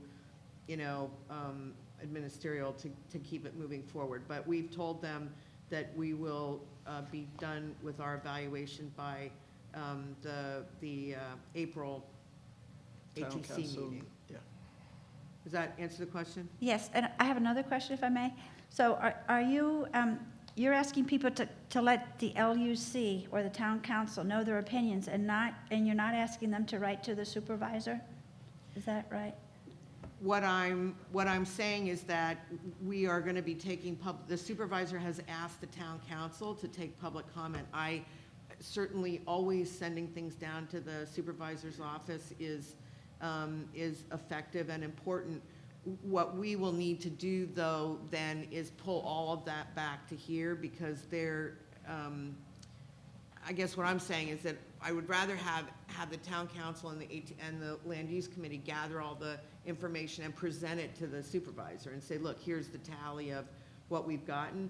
We're going to have to just go trolling down to the county to get it back again anyway. But yes, absolutely. I mean, everybody can always send stuff down to I would ask them to copy us, so that just sending it down there and having it go into, that pile, instead of being part of this active evaluation, is if they at least copy us. I mean, I know there are people that have done that, so we're all both in sync. Okay, anything else? Oh, Justin? So it sounds like following regional planning, the big hangup is this one question about the fences and hedges section of the CSD update. Is that right? Or are there other issues that folks are, parts that folks are taking issue with that are holding it up? This is the only portion of the CSD that we are looking at, and I will, with all due respect, Catherine is brand new, right? Catherine Barger, Supervisor Barger, I should say, is brand new. And she is wanting to make sure that she was not supervisor when we did all of this, right? And so she's really wanting to make sure that we've double-checked and gotten as much feedback as we possibly can. Just fences and hedges. There's nothing else that we're looking at. So given the apparent complexity of this one issue, is there any possibility that the rest of the update would go to the board and this one section receive further study? Well, let me say this. Let me say this to you. the message that we've gotten from the supervisor's office is that this is not something that's that is to be dragged on forever, right? The CSD is the CSD, it's completed. It's not something that'll be taken out and done later. And by the way, we need to rip the Band-Aid off, seriously. We are at a point in Altadena where there's not one person in Altadena with a fence or hedge that doesn't meet code today that's going to be happy with any solution. Even if we said you can have a 6-foot fence, you're going to have to rip part of it out if somebody complains, right, to build the safety triangle.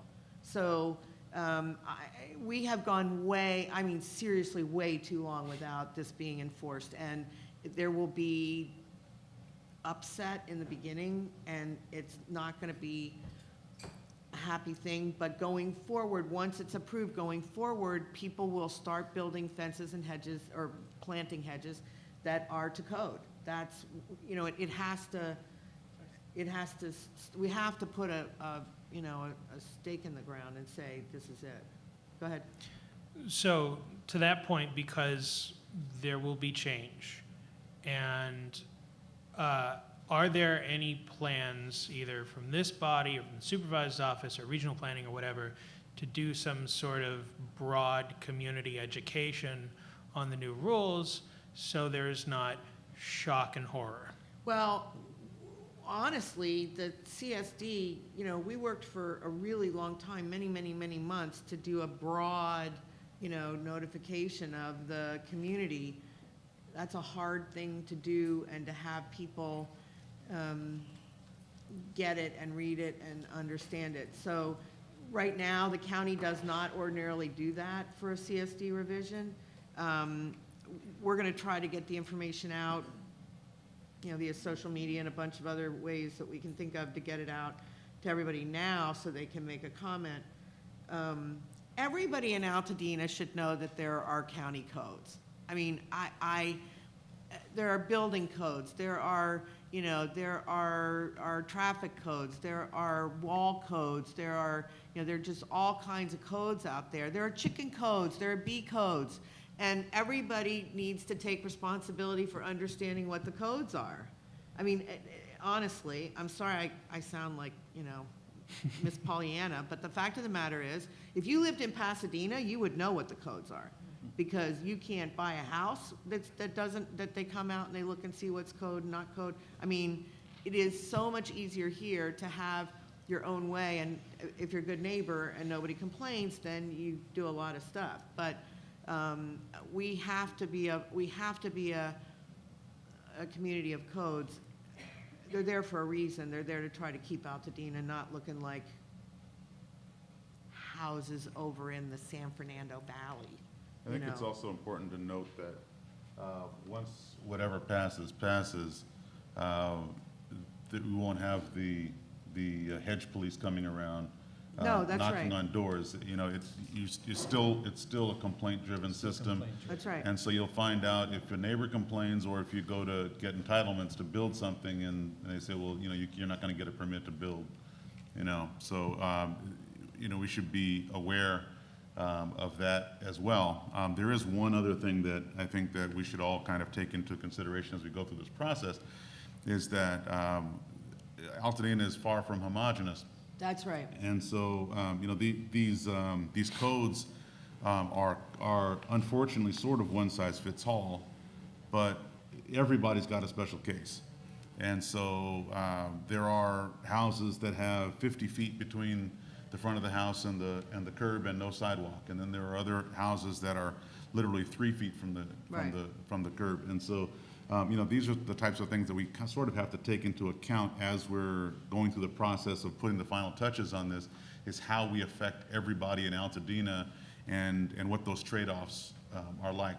With any rule or any law, there's always going to be winners and losers, and we have to be aware of exactly who those winners and losers are and how they're impacted. Well, and that's why I am hoping that we can start with us and start with the community as saying, I know that the years of neglect are gonna cause a huge issue. They've made some, they actually have made some changes to the cost value of how much it costs to get a yard modification or something to get something a little different, but the safety triangle still has to stay there. But I think you're right, Brent, we need to look at it that way. We also need to look at it as the future of Altadena and what Altadena, looks like. If we made a rule that that brought every single wall that's an illegal wall today to code, we opened the floodgates for then every other fence in Altadena being, like I was talking about, a 6-foot wall right up against the sidewalk. Sure. And you're right, there are areas, there are areas that are lush and green and beautiful, and then there are areas that look like deserts that are up near, close to the mountains. And I mean, we have areas all over Altadena that some are more city-like, some are more country-like. And you're right, we're gonna need it all. That's why we need everybody's feedback, or as many people's feedback, both ways, both, what you'd like to do and not like to do. Okay, I'm done. Thank you. So, and I encourage everybody to get in touch with us before the land use meeting or to come to the land use meeting. And I don't know if there was any public comment for this one. I just have one comment, and I'd have to verify, but from my understanding, that any structure, any wall, that's 6 feet requires a permit. Am I correct? That's what I've heard. I heard that from the CSD committee, that if you're putting a structural wall in, it has to be permitted. So it has to have a certain amount of foundation. It has to be to make sure that it's safe. No, if it's 6 feet or under, the answer's no. It's when it gets over 6 feet that they require the footing and the rebar and all of that. So if you had a 6-foot wall, it would actually make it within the no permit rule. It would make it within the no permit rule, but it would need the safety triangle. Okay, that's what I'm trying to say to everybody, right? So do you have enough room on either side of your, and I mean, it's so complex. If you have a neighbor next door that, has a 6-foot wall too, they're gonna have to move theirs because do you see what I'm saying? Like, Yeah, my only question was if 6 foot required a permit, then most people with an existing 6-foot wall right now probably wouldn't comply regardless. But if you're saying the 6 foot is I see what you're saying. They don't comply regardless. So even if we extended it, even if it was extended to 6 feet, if 6 feet was a permit, they probably still wouldn't comply. That's what I'm getting at. They don't have the safety triangle. Okay, thank you so much. I think this is something that rightfully we will take it to the land use committee. We wanted the community to be aware that the board of supervisor, our supervisor, Catherine Berger, is allowing a special, it's like a special accommodation for us.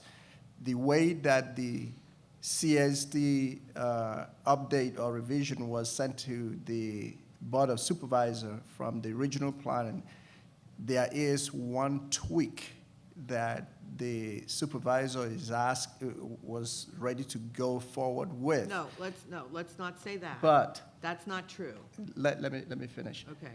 But she was not brought gonna- it back to the community to let us know that this is what was being looked at, and for the community to, we sent back a letter saying, look, give us some time, and they accommodated that for the community to come together again and hopefully have a voice, either supporting that tweak or not supporting that tweak. That is where we are, and we need to take this back to the land use committee, and fortunately for us, for Altadena, we have the April 4th to vet this. We also have the next town council meeting to vet it some more, and possibly a little bit more wiggle room to be able to really digest this. This is specifically fence and hedges. We are not talking about anything else at this point in time. All right? Yeah, and I just want to make sure that it does not sound like Catherine Barger, Supervisor Barger, was going to go ahead with any kind of a solution without any public comment. I will say that she did go to the county, go to Building and Safety, Department of Public Works to see what other things could be done. But I don't want to make it sound like she was off doing whatever without, involving us. I don't think we are, because that's why we're Okay. discussing All right. this. Okay. We're saying just there's an saying. opportunity for us to tweak it and send something that is Altadena, and hopefully that will be what will be accepted. Can we put something on the website so when we email people in our census tract, we can reference the meeting or the agenda or this topic? Because we hear that a lot, that people didn't hear, they didn't know. Well, we have our fabulous next door Yeah. person that we can put out. This is very important. All the council members, I'll encourage you using the Nextdoor and also using whatever database that you have to let the community know we really want to finish this thing off. So we need all the input that we can with respect to the fences and hedges so that this can be put to rest. Right, and I expect that there will be at least a faction, maybe more than one faction, that, who will work to maybe put misinformation out in the community and get people worked up. I want to make sure that, yes, we'll put something on the website, but I also want to make sure that we have something from the county that's sort of approved and explains everything, so that if we hear from, we heard in the hearing, the second hearing that we had, I guess the first hearing as well, there were a lot of people that didn't have the full picture of what was going on and had gotten some sort of an anonymous communication that said, this is what's going to happen to you, and it was sort of right, but not, it left out some things. So I just want to make sure that we're all sort of on the same page of trying to get, if you see people on social media that are stating stuff that isn't entirely true or accurate, let's make sure that we work to try to get the right information out there. Are you talking about Thank you fake so news? much. We do not, we don't want fake news or alternative facts. Okay. All right, moving on. Thank you so much for the presentation. There is one comment card that I received, and that's from Tom Riley.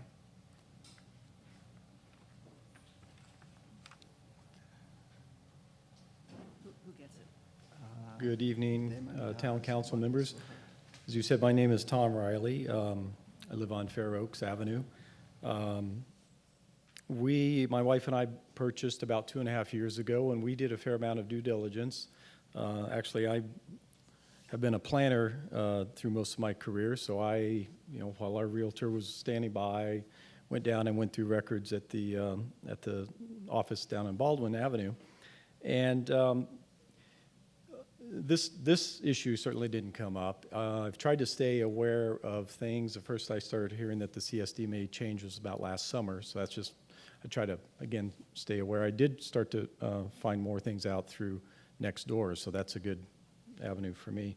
I did go to the Land Use Committee meeting because I learned about that last month, and just kind of wanted to get a little bit of an understanding. For me, we would like to do a simple modification inside our house. I go to Building and Safety and say, yeah, that seems fine. There was one prior issue that we wanted to clear up, and we knew that coming in when we purchased. And so we had a roadmap to do that. Right now, and I don't know if there may be others in this position, but we're a little bit in limbo. We're not sure which way this thing is going.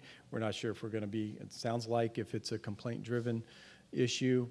We don't know if we have other issues that are going to pop up. I just suggest that it would be best to do something rather than kind of keep everyone in limbo. As I walk around my neighborhood or go on a bike ride, I feel like during this limbo time there are possibly more fences and hedges going up every day. So there's one downside of waiting. I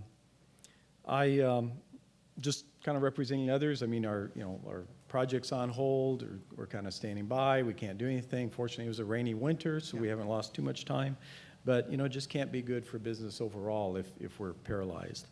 I would like to find out, if not tonight, maybe on the 4th, what the nature of the tweak is to the walls and fences issue. So I'm sure I'll stay on top of that. Thank you so much. Thank you for all of your work. I know it's a thankless thing to come to these. And that's pretty much what I had to say. We appreciate the time, and yeah. If you want to stay for a minute after the meeting, I can talk to you. I explained what Sure. the tweak was, but if you want to stay for a minute, I'm happy to talk to Okay. you about it. All right. I'll If give you not, my card. I'll reach out to you or to my council member. Right. How you doing? Thank you all so right. much. We Okay. appreciate your input. Okay, I think that's it for the land use. Okay, Altadena Femin and Coleman. Council members, community members, the committee hosted a town hall on filming in Altadena on February 28th, here at the community center. It was well attended with more than 100 people, perhaps as many as 150, and it was standing room only for latecomers.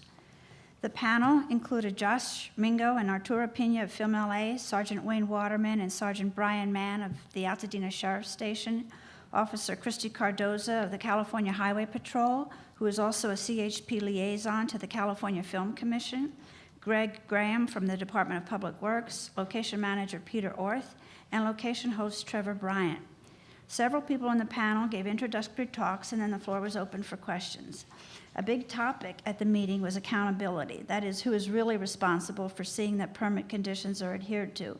There seemed to be no consequences for permit violations. Also, who holds Film LA accountable? Many residents felt that their complaints and concerns were not adequately dealt with by Film LA. Josh Mingo replied that Film LA does take complaints seriously, and Arturo Pena, Film LA's community outreach person, avowed that he's always ready to talk to people. Parking was also an issue. Another topic was disturbance to residents due to bright lights and rude crew members. There were several comments on overuse of a location.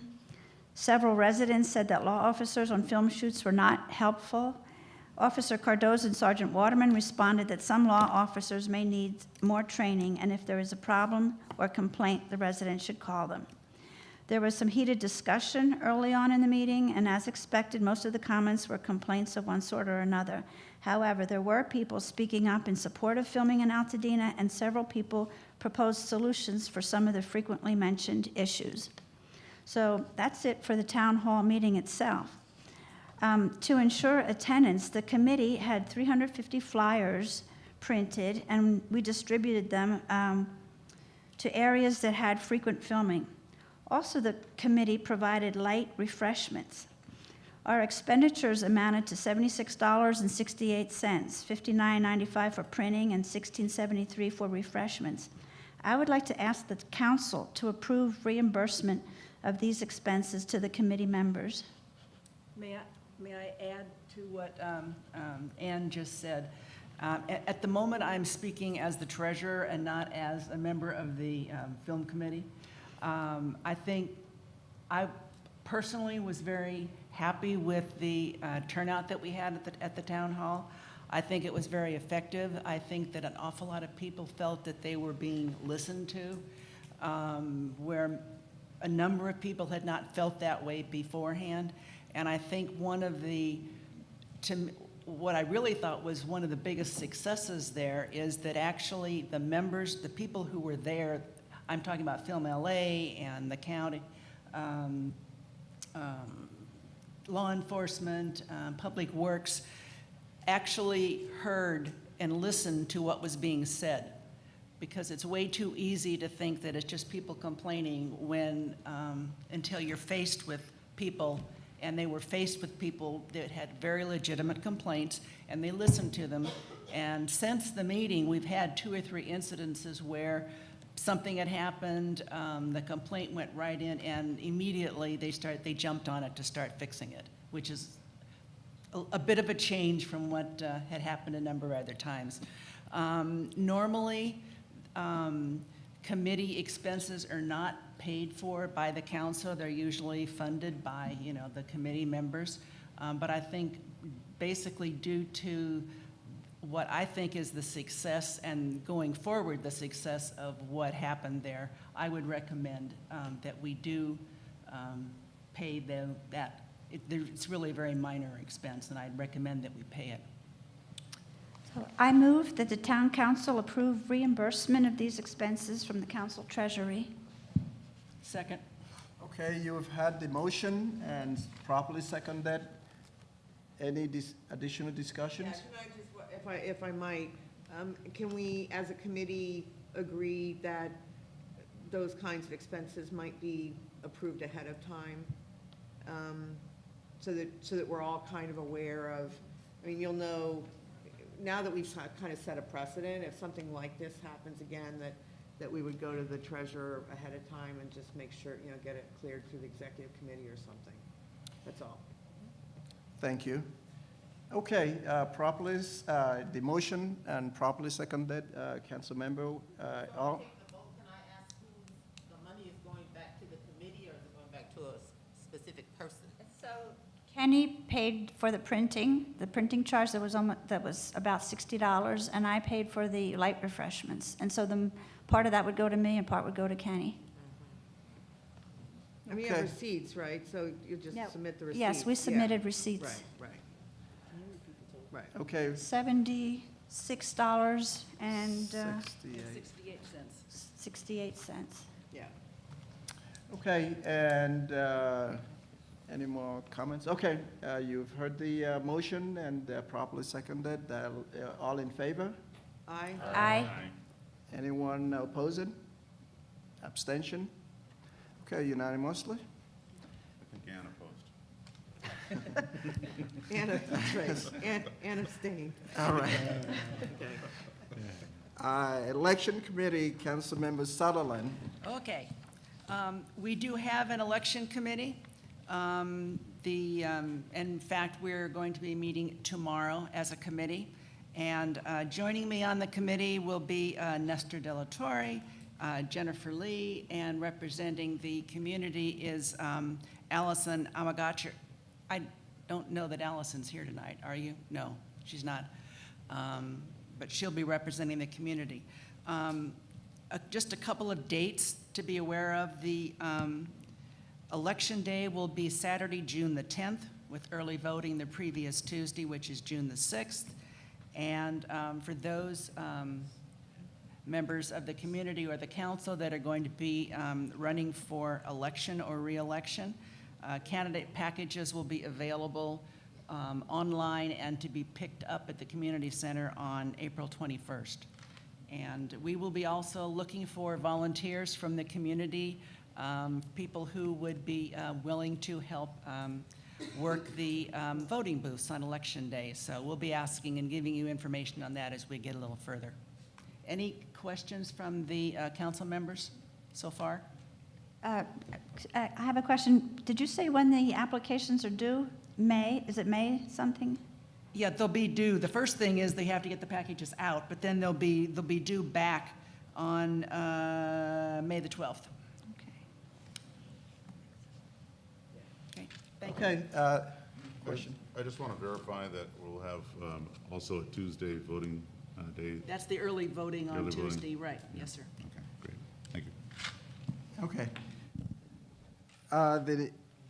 Well, at this point, I would like to also update the council. Everybody should already have that information, and just for the benefit of the community. At the last meeting, I did indicate that I will be appointing a bylaw committee, and that has happened. I just want to publicly announce who they are. And it will be chaired by Councilmember Sutherlen, and Councilmember Ann Coleman is on the bylaw committee. Councilmember Marcuson and Councilmember Robertson and Councilmember White. So that's just for the community's consumption. Okay, moving on to the Altadena community reports. and starting with the Altadena Library. I received their information actually through Councilmember Marcuson from Mindy Kite, indicating that she will not be, that she won't be in today, but she sent something that I can read to the community, community. And I'm trying to, okay. The mini renovation is on schedule, thank you. And we should be reopening on May 1st. The branch is open 7 days a week, and there is a lot more information on the website. Second Saturdays will happen in April in the parking lot of the main library. Patrons can drop off books and pick up hose at the entrance of the main library, Monday through Friday from 10 a.m. to 5 p.m. Again, that's the report from the Altadena Library from Mindy Kite. So they are on track with the minor renovation and should reopen by May 1st. So that's it. LA County Department of Parks and Recs. Woohoo! It's the fun department, we're here. Melissa Hernandez with LA County Parks and Recreation. Thank you so much on your presentation on the Prop A staff. Super excited about it, and thank you for vocalizing about the Teen Center. Thank you. Okay, Farnsworth Park.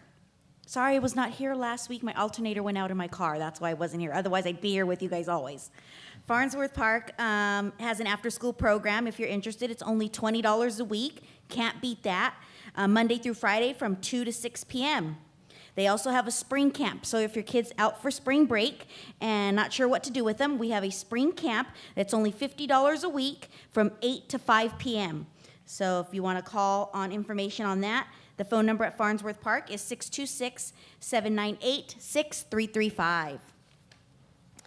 Charles White Park, we have a pitch, hit, and run event coming up. So all of you baseball, Little League enthusiasts, it's a competition, and when we get to the finals, which is in April for the competition, you get to go to a Dodger game and go out and pitch, hit, and run on the field, which is really cool. So that's at Charles White for qualifications. Yeah, Saturday, March 25th, from 2 to 3:30. So if you're interested, and it's boys and girls ages 7 to 14. So you qualify at Charles White, and then you go to the finals, which will be, well, we have another finalization in April, and then you get to go and actually do it on a Dodger field. Loma Alta Park, this is where all the activities at. Spring camp they have there, ages 6 to 13. It is, how much? I don't know, but it's really inexpensive. Doesn't say on here. I think it's $25. Oh, here we go. $65 a week for spring camp, and it's from 7:30 to 6 p.m. So 7:30 to 6 p.m. Monday through Friday for spring camp, and it's $65 a week. Can't beat that. If you're interested in summer camp, we're already doing signups coming up soon, so you'll want to contact the park for summer day camp registration. We have basketball training clinics for kids ages 6 to 18. It's only $20 a month. They learn a lot of good basketball fundamentals. County Capers, which is our dance and singing performance group, registration's only $25, and then they'll fundraise for the extra cost for their costumes. It's a lot of fun. We have all LA County parks from the East Agency perform. So there's about 26 different parks that perform at this event, and they do it at the East LA Lakeside, which is just a gorgeous stage in the middle of a lake. And the girls and boys have a lot of fun performing. They dance and sing. We do it every year. So we have signups for that happening. Adult Basketball League. We just got our floor done, so if you haven't been to Loma Alta Park, the floor looks like you can ice skate on it. It's just gorgeous right now. We had a professional company that does professional stadiums come in and revarnish our floor, so it just looks gorgeous now. And so adult basketball leagues, it's starting soon, Thursday nights. Contact the park for more information. And then I won't see you guys before then, so I just want to make an announcement out for the community that we have Easter egg hunts at all of our parks. And you can find all of that information online, which is parks.lacounty.gov.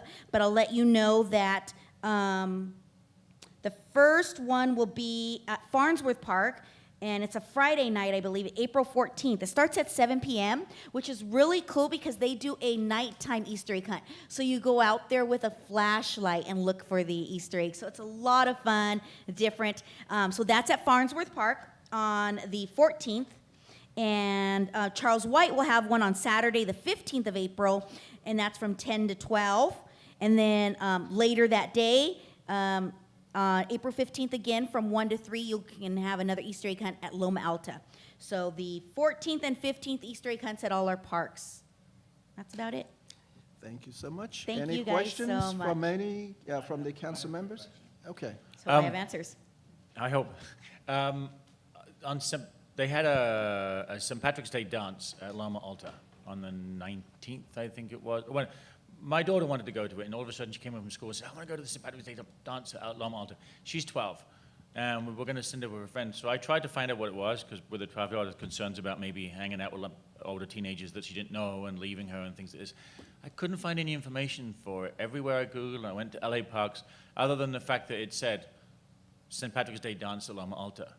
But I was trying to find out more No phone information. number on the I was flyer? trying to find out more information. Is there anywhere I can You can go? call us anytime. Okay. 398-5451. But yeah, call the park anytime. We did have a dance. Usually we cater to high school students. This time we wanted to do something different. We cater to the junior high students. Okay. So it was on a Friday night, and we have security there. We have a DJ, and it was just for them. And the actual kids that are in our teen club, the high school students, were going to be like chaperoning it, so they felt like the big bad adults. Oh, cool. You know, in the dance. So it was. It was last minute, and I was just trying to get some more information, and I couldn't at the last minute, so I was just trying to find a way. So just call the phone number? Yes, call the park Sometimes it's not. anytime, because sometimes those things don't pop up on the website about the dances, but if you call the park, that's why you stay in contact with the park. It's 626-398-5451. Miss Penny's always there. She'll give you the information. But yeah, we're doing something a little bit different, is having some dance for the junior high kids now, because it's not cool for high school kids to be at a park dance anymore, I guess. So we're trying it with the smaller ones. They're excited about doing it. And the next one, we usually do one for every holiday. So the next one will be a spring dance. Okay. So And you we can get did the information Easter at egg hunt in the dark last year as well. How And was I'd that? recommend anyone would do it. It was so much fun. Good, good, Take good. your flashlights. Yeah. Farnsworth. Flashlights and Easter egg hunts. Okay. That's it. Thank And you so I much. appreciate you all. Thank you so much. All right. Okay, back to you, Councilmember Malone, Chamber of Commerce. Yeah, I'm going to go back a little bit because I wasn't in attendance last month. But in February, we had our installation dinner of the new board of directors. Our current president is on the second term, which is Billy Malone. So 9 more months on that. The Citizen of the Year was Elliot Gold, and the Business of the Year was Open Studios. It was a very successful event. We had a full house. We had a live auction towards our scholarship fund, the Marianne Walschlager Scholarship Fund. This year we're going to be giving away two pairs of scholarship awards. So 2 will be going to the Quality of Life, which we usually do every year, and 1 will go to the College Access Plan, and it will be for local students within Altadena. We had a power breakfast the following week. This is also in February, which is a meet and greet with the new supervisor, Catherine Varga. And that, again, was an extremely full house. It was bursting to the seams. It was extremely successful. We had 10 new member sign-ups just from that event alone. We have 3 sign-ups this week just alone. Everything's going crazy and going well. We're looking at the next power breakfast. It's usually every other month. We don't have a date set for it yet, but the theme that it looks like we're going to go with, although it's not confirmed, is women in business. So that's it. Thank you so much. Councilmember Matthews for the 41st Assembly. Yes, thank you. Just one thing, Assemblymember Chris Holden is having a small business of the Year nominations, which are due on March 23rd, 2 days from now. What you can do, you can call his office to find out more information if anyone is a small business owner here. And that number would be area code 626-351-1917. That's 626-351-1917. That's it. Oh, thank you. Census tract reports, 460301. Okay, this is just again another friendly reminder in regards to the second annual Community Service Day. I'm doing this report within my census tract because I am involved with this group that's handling this. And I have flyers here. I will place them in the back if anyone is interested. Brent, is it true you were taking part in this? Okay, you want to share, and then I won't have anything else to say. Sure. Okay.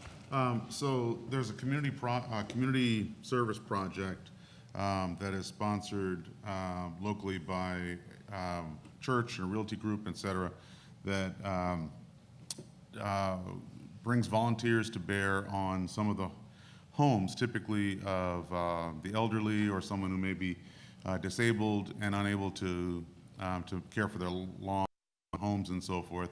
And so the work day typically happens on a Saturday, and volunteers come and fix up a yard or a house, and it's really a bonding experience for the community, and it's an opportunity to help the neighbor that is unable to help themselves. And so we've been scouting out prospects, homeowners that need help, and have identified some. And so the process is underway. We went and met with the homeowner earlier this week, and have scheduled to meet with a couple of others. So we should be able to get 3 homes done in one day. So if you are interested in participating, it's a really awesome event. There are flyers. Councilmember Matthews has flyers. You can contact myself or Councilmember Matthews if you are watching on television or somewhere else in the community and want to participate. It's a great event. And it's free. Okay, thank you so much. 460302. Okay, I just have 2 announcements. The first one is the Braille Institute is having their Braille Challenge, and they're looking for volunteers. This is the National Braille Institute Challenge Finals, and what they do, the students in grades 1 to 12 will compete in a series of skills contests demonstrating Braille literacy. And they're looking for volunteers, so if you're interested in volunteering on this activity, you can contact Christina Chavez. She's at crchavez@brailleinstitute.org. This activity is going to take place June the 17th at the University of Southern California. And I brought a few of the flyers. You can take one and pass it around. And then the second thing that I wanted to announce, I don't have flyers for this yet, but as you know, we've been working with Elliott Middle School. This was one of the schools that was in focus through the Collaborate Pasadena and Reading Partners. Reading Partners doesn't go that far, so we got another agency, Club Aspire, to come in and work with these children. But Club Aspire charges. So the students at Elliott School are going to have a fundraiser, and that fundraiser is scheduled for April the 20th. It's a Thursday at 5 p.m. I don't have the flyer yet, and they're out for spring break. But as soon as they come back, I'll have flyers, and I'll send the information out. But they're having a fundraiser so that they can go to the Club Aspires, which is an after-school reading program, and they also do tutoring in math and science and other activities. So the children are being proactive to make sure that they get the services that they need. Thank you. Thank you so much. I do not have any public comment, so I would like to entertain a motion. I second. Okay, so properly moved and seconded. The meeting is adjourned, and it is 9:18.